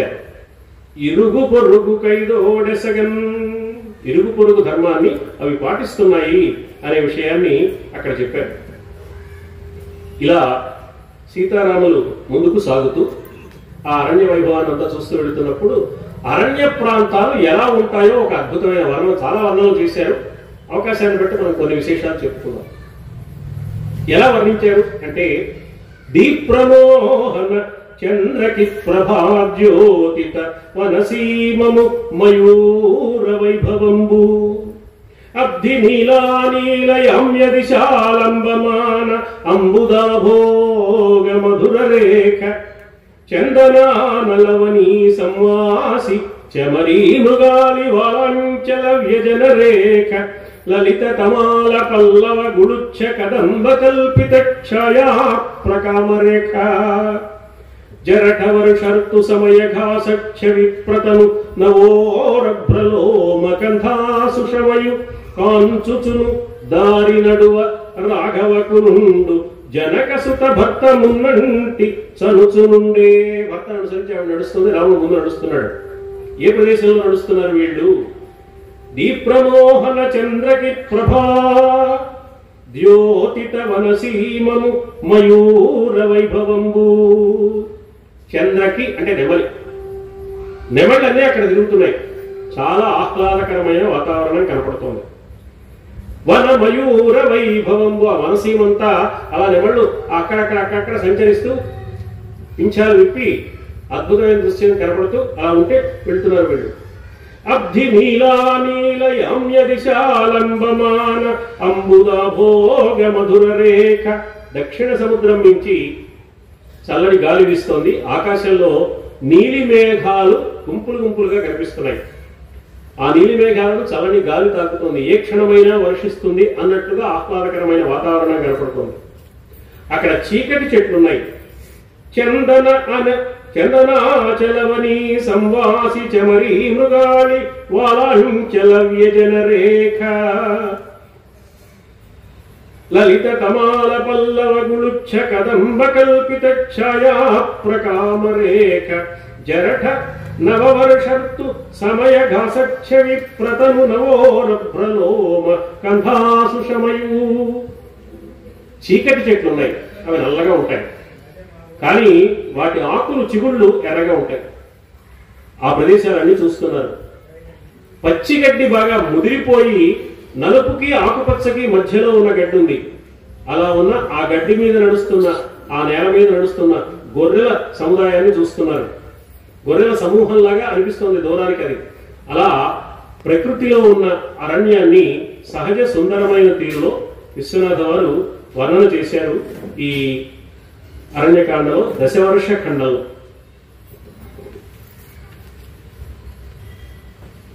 సీతారాములు అక్కడ ఆశ్రమంలో కొన్నాళ్ళు, మరొక ఆశ్రమంలో కొన్నాళ్ళు, ఇలా 10 సంవత్సరాలు గడిపారు. అందుకే దశవర్ష ఖండం అని పేరు పెట్టారు. ఒక ఆశ్రమ ప్రాంతానికి వెళ్ళడం, ఆ ప్రదేశంలో కొన్నాళ్ళు గడపడం, మరో ఆశ్రమ ప్రాంతానికి వెళ్ళడం, అక్కడ కొన్నాళ్ళు గడపడం. వాల్మీకి మహర్షి లెక్క కూడా చెప్పారు. ఇక్కడ నెల ఉన్నారు, ఇక్కడ 2 నెలలు ఉన్నారు, ఇక్కడ 3 నెలలు ఉన్నారు, ఇక్కడ 15 రోజులు ఉన్నారు, ఇక్కడ వారం రోజులు ఉన్నారని వివరం అంతా చెప్పారు. అలా ఉన్నప్పుడు సీతారాముడిని చూసి అరణ్యాల్లో ఉండే మహర్షులు, ఆశ్రమ ప్రాంతాల్లో ఉండే ఋషిపత్నులు చాలా ముచ్చటపడ్డారు. వాళ్ళకి ఎంతసేపు యజ్ఞాలు, యాగాలు, పూజలు, పునస్కారాలు తప్ప లౌకికమైన సంసార జీవితం, అందులో భార్యాభర్తల మధ్య ఉండే ఆ ప్రేమ, అనురాగం, దాంపత్యం, ఆ సొగసు, అనుబంధం, వాటి గురించి పెద్ద ఆలోచన ఉండదు వాళ్ళకి. కానీ వాళ్ళు సీతారాములు చూసి చాలా ముచ్చటపడి ఏమనుకుంటున్నారంటే, ఆహా, సీతారాముల జీవితం ఎంత బాగుంది, సీత వంట చేస్తూ ఉంటుంది, రాముణ్ణి కాస్త ఏదో అందించండి అని అడుగుతున్నమాట. వంట చేయుచునుండి వైదేహి పతిగాంచి అది ఏదో అందియుడంచు అడిగే. అంటే ఈవిడ వంట చేస్తుంటే ఆయన ఏదో ఆయన దారిలో ఆయన ఉండకుండా ఆయన కూడా వంటగదిలోకి ఒకసారి రావాలి, రాముడు కనపడాలనే ఉద్దేశంతో కాస్త అది అందించండి, ఇది అందించండి అడుగుతుంది సీత. గోరగించిన, ఆయన రావచ్చు కదా, మామూలుగా రాలేదు ఆయన. గోరగించిన కొండగోగు పూలు జడలోన ముడిచి, కొండగోగి పూలు తీసుకొచ్చి ఆమె తలలో ముడిచి బాగుందా అని అడుగుతున్నట్టు రాముడు. పతి నిద్రపోవచ్చో ప్రభు చేతి ఉంగరం బూడ్చి, ఆయన నిద్రపోతున్నప్పుడు సరదాగా ఆయన వేలి ఉంగరం తీస్తోంది సీత. తన వేలి కుంచి కొనియే తన శిరోమణి, తన జడబిళ్ళ ప్రభుత్వము కొంగున అందున్న తెలియకుండగా ఊడదీసి కొనియే. ఆయన చమత్కారంగా ఈవిడ జడబిళ్ళ తీసుకొచ్చి ఎప్పుడో తన ఉత్తరీయం కొంగును కట్టుకున్నాడు. అది తీసుకుని ఆవిడ నవ్వుతోంది. మళ్ళీ రాముడు నిద్ర లేచిన తర్వాత నా ఉంగరం ఏమైపోయింది అని వెతుక్కోవడానికి వీలుగా ఆయన చేతి ఉంగరం తీసి తాను పెట్టుకుంది. ఇవన్నీ ఎందుకు చేసినట్టు అంటే, తర్వాత జరగబోయే కథలో ఈయన ఆనవాలుగా ఉంగరం పంపిస్తాడు, ఆవిడ ఆనవాలుగా గడబిళ్ళ పంపిస్తుంది. ఈ సన్నివేశాన్ని సూచన చేయడానికి ఇలా సీతారాముల అన్యోన్య దాంపత్య వైభవం ఉంది. ఇది చూసి అక్కడున్న ఈ విషయాలు వార్తలుగా విని వాళ్ళు అనుకుంటున్నారట, ఆహా, దాంపత్యం అంటే ఇంత గొప్పది కదా, సీతారాముల అన్యోన్య అనురాగం ఇంత బాగుంది కదా అని సహజంగా నివృత్తియే లక్షణం కలిగిన మహర్షుల భార్యలు కూడా ప్రవృత్తి అయిన సంసారం పట్ల ఆసక్తి కలిగిన వాళ్ళు అయ్యారు సీతారాములను చూసి అనే విషయాన్ని చమత్కారంగా వర్ణించారు విశ్వనాథ వారు ఈ సందర్భంలో.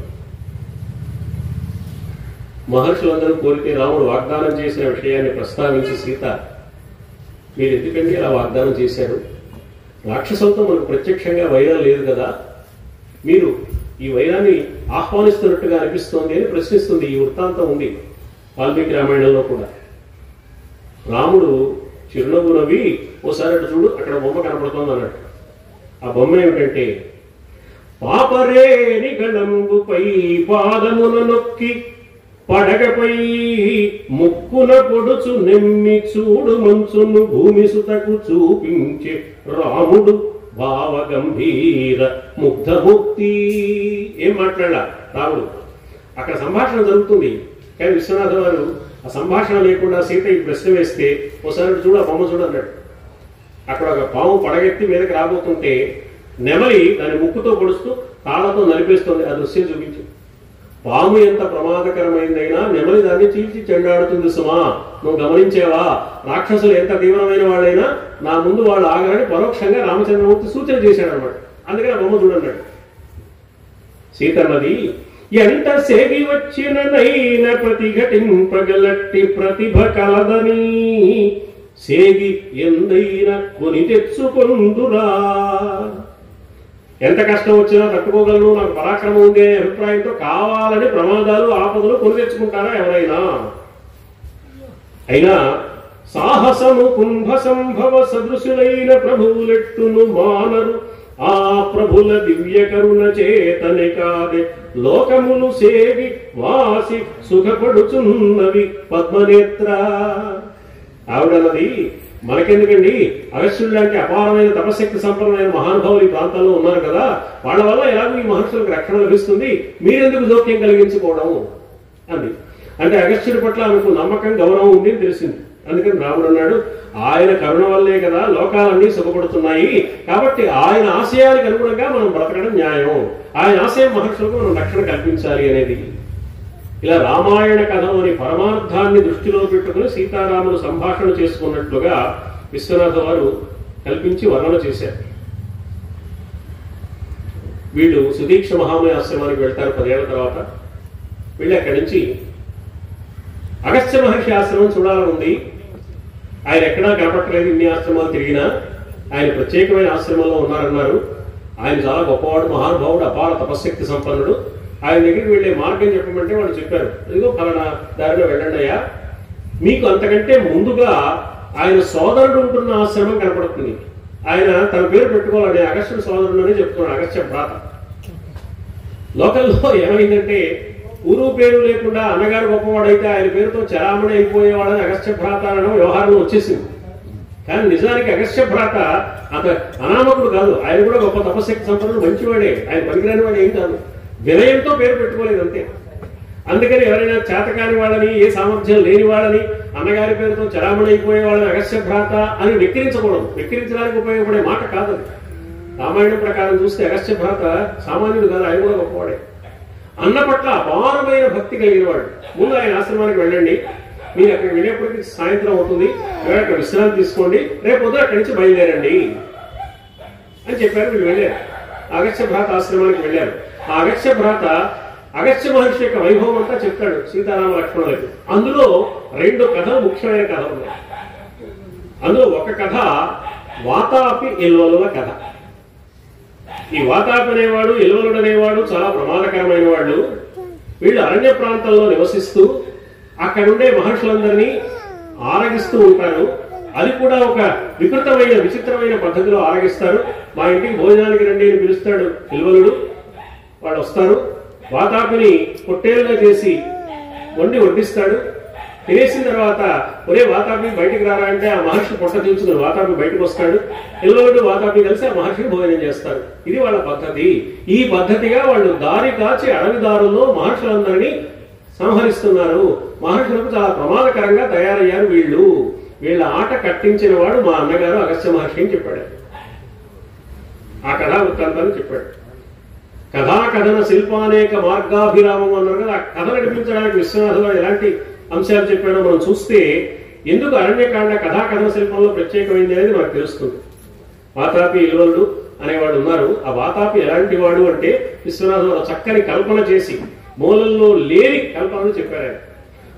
ముదురు తొండయొకడు ముంగాళ్లపై నిలిచి నిశ్చలంబుగాగ నిలిచియుండి. బాగా ముదిరిన తొండ అంటే బాగా బలంగా ఉంది, పెద్ద తొండ. ముందటి 2 కాళ్ళ మీద అలా నిలబడింది, మధ్యలో ఖాళీ వచ్చింది.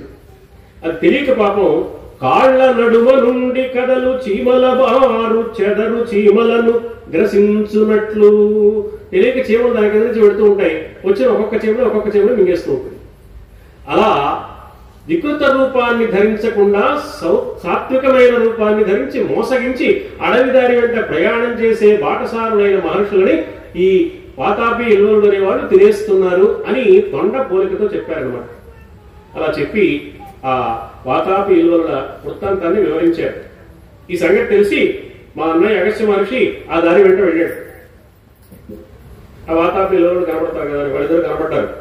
అగస్త్య మహర్షికి నమస్కారం చేశారు. అగస్త్య మహర్షి అందరు మహర్షులకు పొట్టివాడు, కానీ మంచి దిట్టమైన వాడు. పొట్టివాడైనా గట్టివాడు. ఆయన చూశారు. వాడు చూస్తే నోరు ఊరింది. ఒరే రోజు బక్క చిక్కిపోయిన మహర్షులను తింటున్నాను రా, మనకి సరిపోవడం లేదు. ఇవాళ ఈ మంచి పుష్టిగా ఉన్నాడు, ఈయన్ని గనక తీసుకెళ్లి ఆహారంగా తింటే మనకి బాగుంటుందని వాళ్ళిద్దరు అనుకున్నారు. అనుకుని వాళ్ళు అగస్త్య మహర్షికి నమస్కారం చేశారు. చేసి అయ్యా మా ఇంటికి ఆతిథ్యానికి రండి, మేము ప్రతిరోజు చాలా మందికి ఆతిథ్యం ఇస్తున్నాం. వాళ్ళందరూ బాగా బక్క చిక్కిపోయి ఉన్నారు. బక్క చిక్కిపోయారు కాబట్టి గట్టిగా తిండి పుష్టి లేదు, బాగా తెల్లలేకపోతున్నారు, మాకు తృప్తిగా ఉండడం లేదు, మీరు వస్తే మాకు తృప్తిగా ఉంటుంది అన్నారు. అంటే మీకు పెడితే మీరు బాగా తింటారు కాబట్టి మాకు పెట్టినందువల్ల తృప్తి కలుగుతుంది పై అర్థం. నిన్ను తింటే మాకు తృప్తిగా ఉంటుందని లోపల అర్థం అన్నమాట. నోటితో మాట్లాడుతూ నొసలతో వెక్కిరించడం అంటారే అలా మాట్లాడేవాడు. ఈయన కర్ర పుల్లలు ఏముని ఇంద్రుని గన్న. బాగా సన్నగా బక్క చిక్కిపోయి ఉన్నవాడిని ఈయన కర్ర పుల్ల అంటారు. ఈయన కర్ర పుల్లలు ఏముని ఇంద్రుని గన్న పెట్టి ఏమి ఫలము పిట్ట తిండ్లు. బాగా తిన్నవాడిని పిట్ట తిండేమిట్రా అంటారు. ఘట శరీరు మంచి కొండలాగా ఉన్నావు, ఘట శరీరు నిన్ను జటి దుర్జటి కొంచుపోను వలయు తృప్తి పొందవలయు. నిన్ను తీసుకెళ్ళాలయ్యా, ఆతిథ్యానికి పిలవాలి, అప్పుడు మాకు తృప్తిగా ఉంటుంది కాబట్టి రావయ్యా అన్నారు. ఈ ఆలస్యం ఎందుకైతే పదండి అన్నాడు. వాళ్ళ సంగతి ఈయనకి తెలుసు కాబట్టి, వాళ్ళ సంగతి ఈయనకి తెలుసు, వాళ్ళకి తెలియదు పాపం. తీసుకెళ్లారు. మామూలుగా వాతాపిని వండాడు, వడ్డించాడు. వడ్డించినప్పుడు ఏం చేశాడో చెప్తున్నారు విశ్వనాథ వారు ఒక చోట రాస్తారు. పల్లెటూళ్లలో సంప్రదాయబద్ధమైన కుటుంబాలలో భోజనం చేసేటప్పుడు ఉండే ఆచారాలు, వివాహం జరిగేటప్పుడు ఉండే ఆచారాలు, ఈ ఆచారాలు తెలిసిన వాళ్ళకి నా కవిత్వం ఎంత గొప్పదో తెలుస్తుంది అన్నాడు. అంటే ఈ ఆచార సంప్రదాయాలన్నీ ఆయన చమత్కారంగా చెప్పాడు అనమాట ఆయా సందర్భాలు. ఇక్కడ ఏం చెప్పాడు అంటే, తన అనుష్ఠానమైనంత ఈయన అనుష్ఠానం చేసుకున్నాడు, అనుష్ఠానం అయిపోయింది. అప్పుడు మహర్షిని పిలిచి అరటి ఆకు వెన్ను ఈయన తీసి, అరటాకు యథాతథంగా పెట్టరు, వెనకాల ఈయన తీస్తారు, అప్పుడు నిలకడగా నిలబడుతామంట. అరటాకు తీసి కొసాకు, కొస ఉన్న ఆకు మాత్రమే పెట్టాలి, ఇది ఒక సంప్రదాయం. పెద్ద చెరువునంతటి ఆకు వేసి, పెద్ద ఆకు వేశాడు. జలమింత చరచి, దాని మీద నీళ్లు చల్లాలి, ఆకు తొడవాలి. వండిన వాతాపి ఎరచి పెట్టే, ఆ వాతాపనే వాడిని చంపి వండిన మాంస భోజనం వడ్డించాడు. ఈ విధానం అంతా పల్లెటూళ్లలో సంప్రదాయ కుటుంబాల్లో పెట్టే భోజనం చేసేటప్పుడు అరిటాకు వేసి వడ్డించే విధానం అన్నమాట. దీన్ని వర్ణించారు ఇక్కడ. ఇవన్నీ మూలను మనకు కనపడవు. ముని ముద్ద ముద్దకును త్రేచుచు చేతన్ కుక్షిరాచుచు, పొట్టను వినుకుంటూ జీర్ణం మటన్సును నమలి నమలి మృంగును, జీర్ణం జీర్ణం వాతాపి జీర్ణం అంటూ తినేశాడు ఆయన. వీడు తెలియక ఒరే వాతాపి రాలని పిలుస్తున్నాడు ఎప్పట్లాగా. వాతాపి రావటంలా, ఎల్లుండి పిలుస్తుంటే వాతాపి రావటంలా. ఈ మహర్షి లేచి నిలబడ్డాడు. అగస్త్య మహర్షి లేచి నిలబడి, ఎంత కామరూపులేని వింధ్యాచలం అంత పెరుగలేరురా దురాత్మ, నువ్వెంత కామరూపంతో రకరకాల వేషాలు వేసేవాళ్ళైనా కూడా వింధ్య పర్వతం కంటే ఎవడు గొప్పవాడు కాదురా. అంటే వింధ్య పర్వత గర్వాన్ని అణచివేసిన అగస్త్యుణ్ణి నేను అని చెప్తున్నాడు, మన పరిచయం చేస్తున్నాడు. ఎవరో మామూలు అందరి మహర్షులాగా ఓ మహర్షి అనుకున్నావు నువ్వు, నేను అగస్త్యుణ్ణి, వింధ్య పర్వతం మరి పెరగకుండా చేసిన వాడిని నేను. ఎంత కామరూపులేని వింధ్యాచలం అంత పెరుగలేరురా దురాత్మ, కడు అగస్త్యు దండి గర్భంబునన్ జీర్ణమైన తమ్ముడు ఎట్టులరుగుదెంచు. అగస్త్యుడిగా నేను, నా పొట్టలో జీర్ణం అయిపోయాడు మీ తమ్ముడు, ఇక బయటకు వచ్చే అవకాశం లేదు. అగస్త్యుడు అనే మాట వినగానే ఎల్లోలుడికి పై ప్రాణాలు పైన పోయాయి. మంత్ర జలంతో అతన్ని భస్మీపటలం చేసి అగస్త్య మహర్షి వాతాపి ఇల్లు వల్ల బెడద లేకుండా చేశాడు, మా అన్నగారు ఇంతటి వాడు అని అగస్త్య భ్రాత సీతారామ లక్ష్మణులకు చెప్పాడు. అందులో వింధ్యపర్వతం ప్రస్తావన వచ్చింది కదా. వింధ్యపర్వతం అగస్త్యుడు ఏమిటండి అని అడిగారు సీతారామ లక్ష్మణులు తెలియనట్లుగా.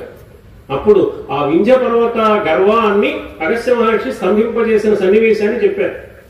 అసలు అగస్త్య మహర్షి అనే పేరే చాలా చిత్రమైన పేరు. అది ఆయన పేరు కాదు, బిరుదు లాంటిది అనమాట. అగస్త్యుడు అంటే అగం స్తబ్నాతి ఇది అగస్త్య, పర్వతాన్ని స్తంభింపజేసిన వాడు, పెరగకుండా చేసిన వాడు. ఎవరికైనా పర్వతాన్ని స్తంభింపజేసిన వాడు అనే పేరు ఉంటుందా? ఆ పని చేసినప్పుడు ఆయనకు వచ్చింది బిరుదు. క్రమంగా అందరూ ఆయన్ని అసలు పేరు మానేసి బిరుదుతో పిలుస్తున్నారు, అగస్త్యుడు అగస్త్యుడు అని. కొన్నేళ్ళు అయ్యేప్పుడు ఆయన కూడా అసలు పేరు మర్చిపోయాడు. అందరూ అగస్త్యుడు పిలుస్తున్నారు కదా, మీ పేరు అగస్త్యుడు చెప్పేస్తాడు ఆయన కూడా పాపం. అందుకని ఆయన బిరుదనామం తప్ప యథార్థంగా అసలు పేరు కాదు. ఆ అగస్త్యుడు చేసిన ప్రధానమైన పని వింధ్య పర్వతం మరి పెరగకుండా చేయడం.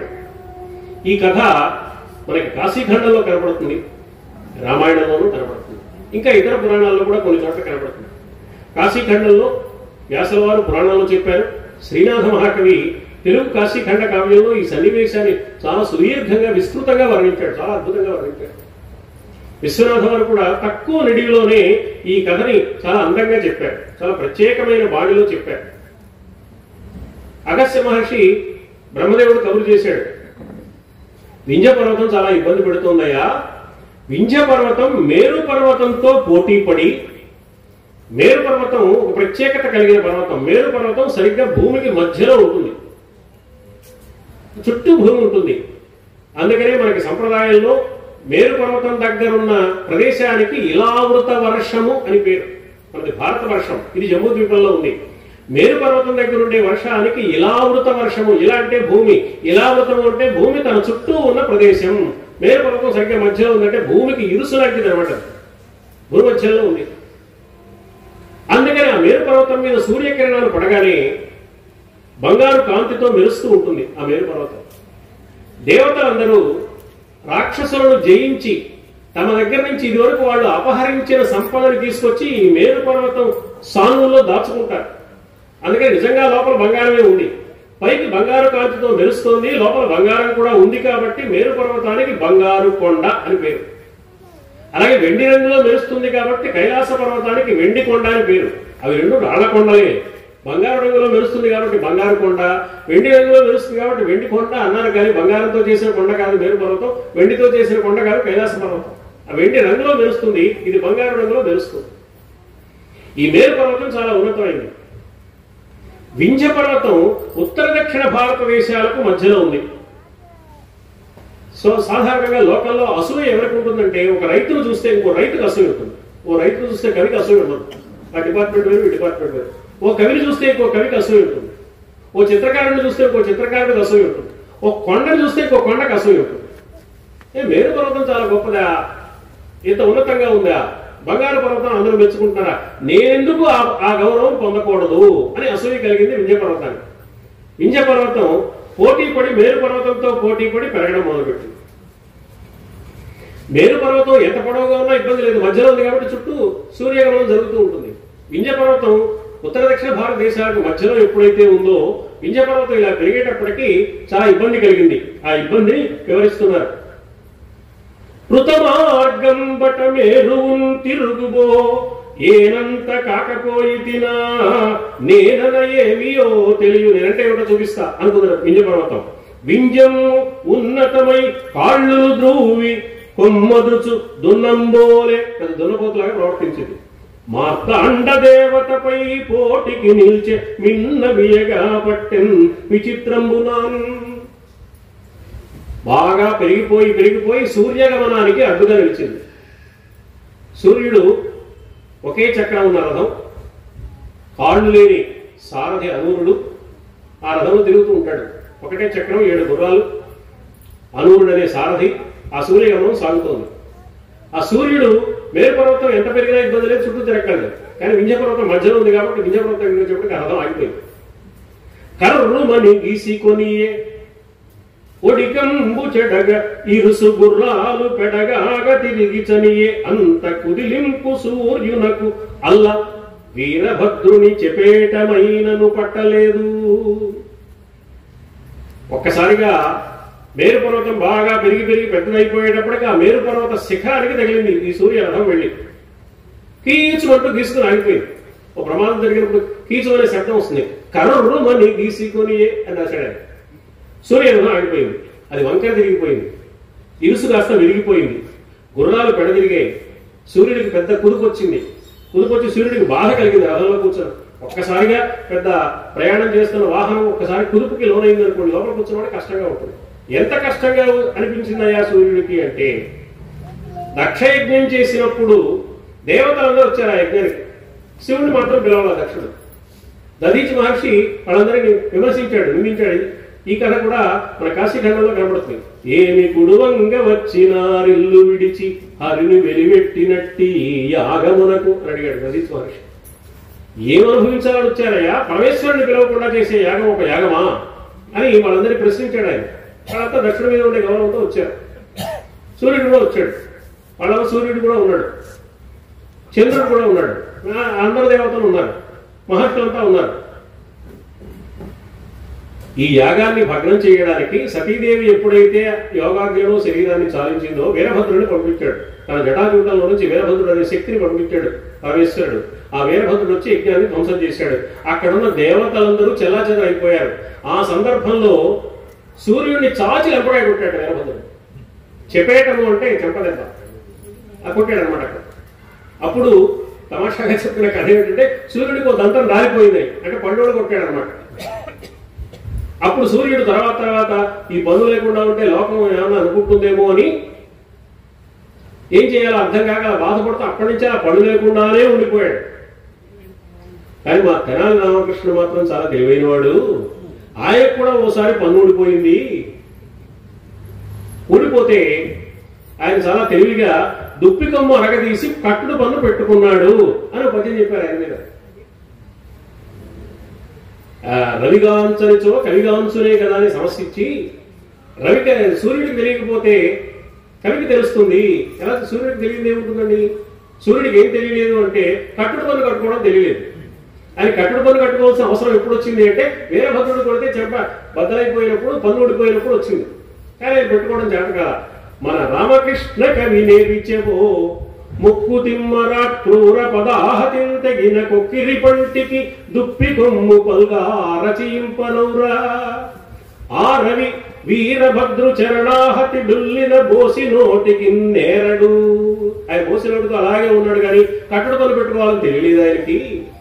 కానీ మన రామకృష్ణ కవి నేర్పించేవో మన ధనాల రామకృష్ణుడికి మాత్రం ఆ విద్యేదో తెలిసింది.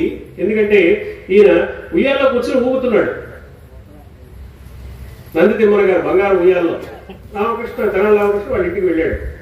తాత ఊగుతున్నా అన్నాడు. అంటే ఊపనా అని. అలాగే నాయన అన్నాడు ఈయన.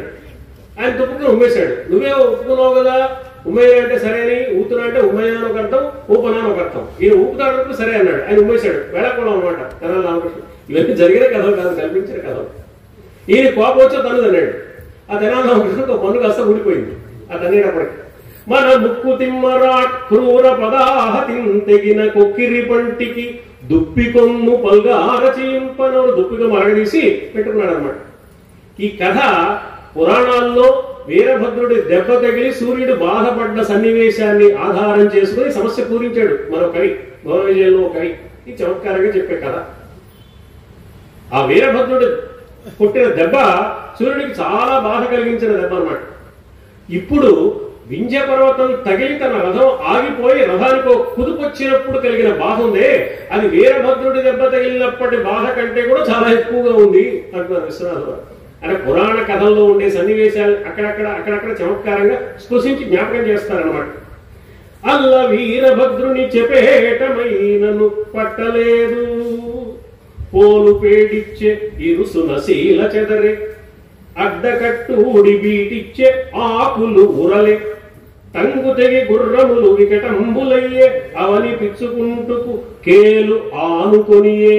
పిచ్చుకుంటూ అంటే కాళ్ళు లేని సారథి కింద పడిపోయాడు.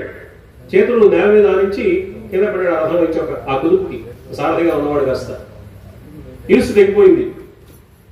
అడ్డకట్టు అని రథంలో ప్రధానంగా ఉంటుంది, అది ఊడిపోయింది. శీల చెదిరిపోయింది.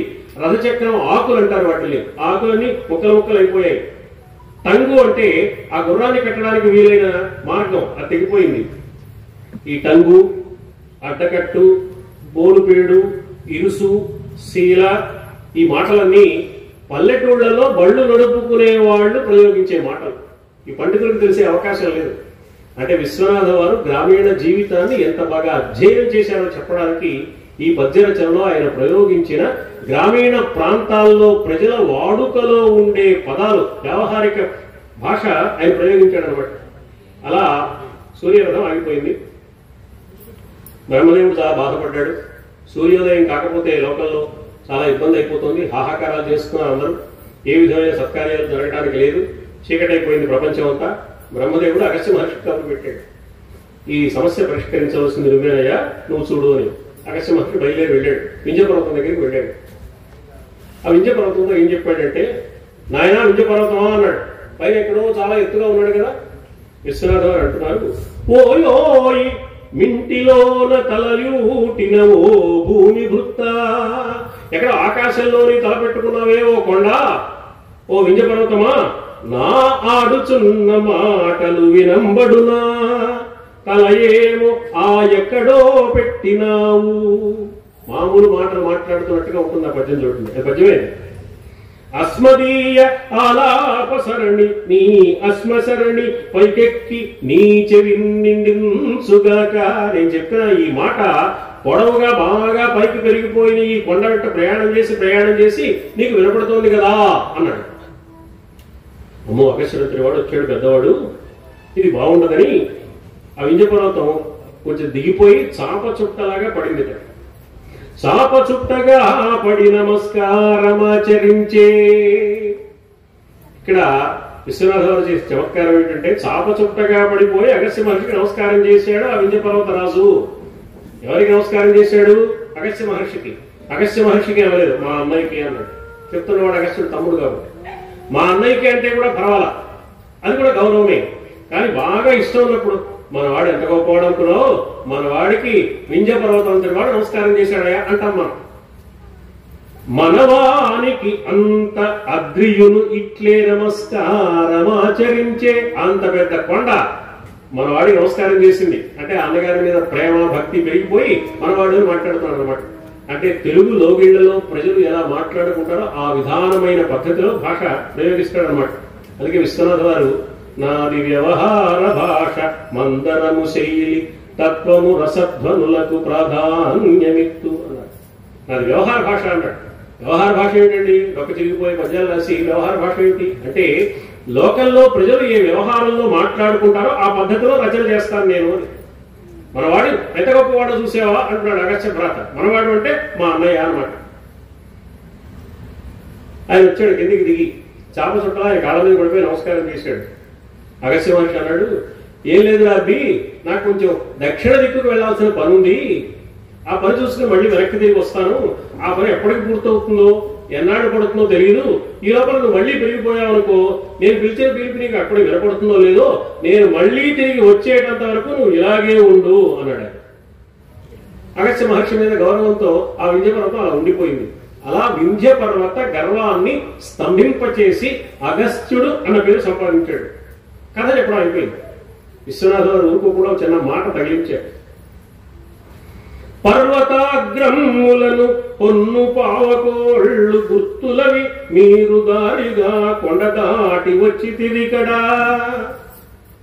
సీతారామ లక్ష్మణుల్ని అడుగుతున్నాడు అగస్త్య భ్రాత, మీరు ఈ మార్గంలో వచ్చారు కదా, మీరు ఆ మార్గంలో వచ్చినప్పుడు మీకు మా అగస్త్య మహర్షి యొక్క పావుకోళ్ల గుర్తులు ఆ కొండ మీద కనపడతాయి. దాన్ని దాటి వచ్చాడు.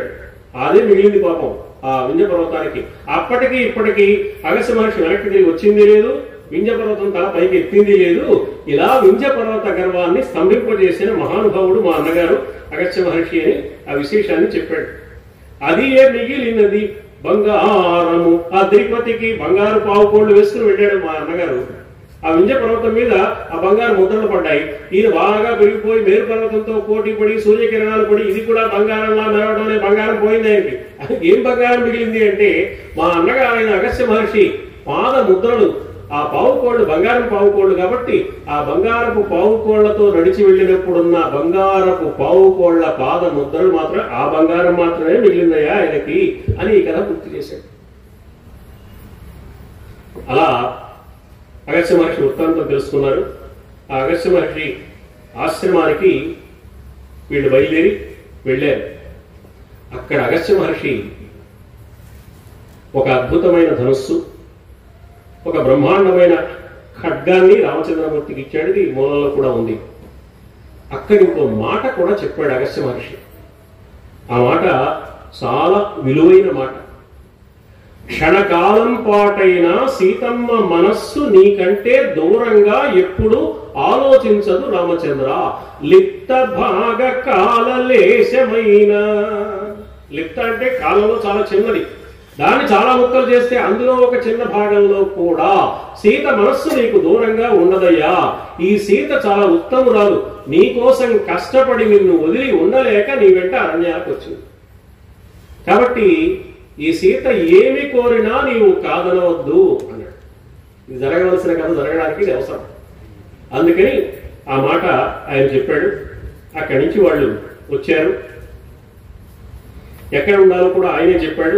పంచవటిలో నివాసం ఉండండి, పంచవటిని నివాస భూమిగా చేసుకుని మీరు అక్కడ కాలం గడపండి అని అగస్త్య మహర్షి చెప్తే ఆ పంచవటిలో వీళ్ళు నివాసం ఉంటున్నారు. పంచవటికి రాగానే అదే ప్రాంతంలో జటాయు ఉన్నాడు. దశరథ మహారాజు గారికి మిత్రుడని చెప్పారు. ఆ జటాయు వచ్చి పరిచయం చేసుకున్నాడు. నేను కూడా ఇక్కడే ఉంటాను, మీకు రక్షణగాని జటాయువు చెప్పడం, ఆశ్రమ ప్రాంతంలో జటాయు ఉండడం, ఈ కథంతా విశ్వనాథంలో చమత్కారంగా జటాయు ఉండే పరిచయం అయినట్లుగా కల్పన చేశారు. ఇలా సాగుతూ ఉండగా ఇందాకే మనం అనుకున్నాం రామాయణ కథ ఎప్పటికప్పుడు అయిపోయినట్లుగా కనపడుతూ ముందుకు సాగుతుంది అని.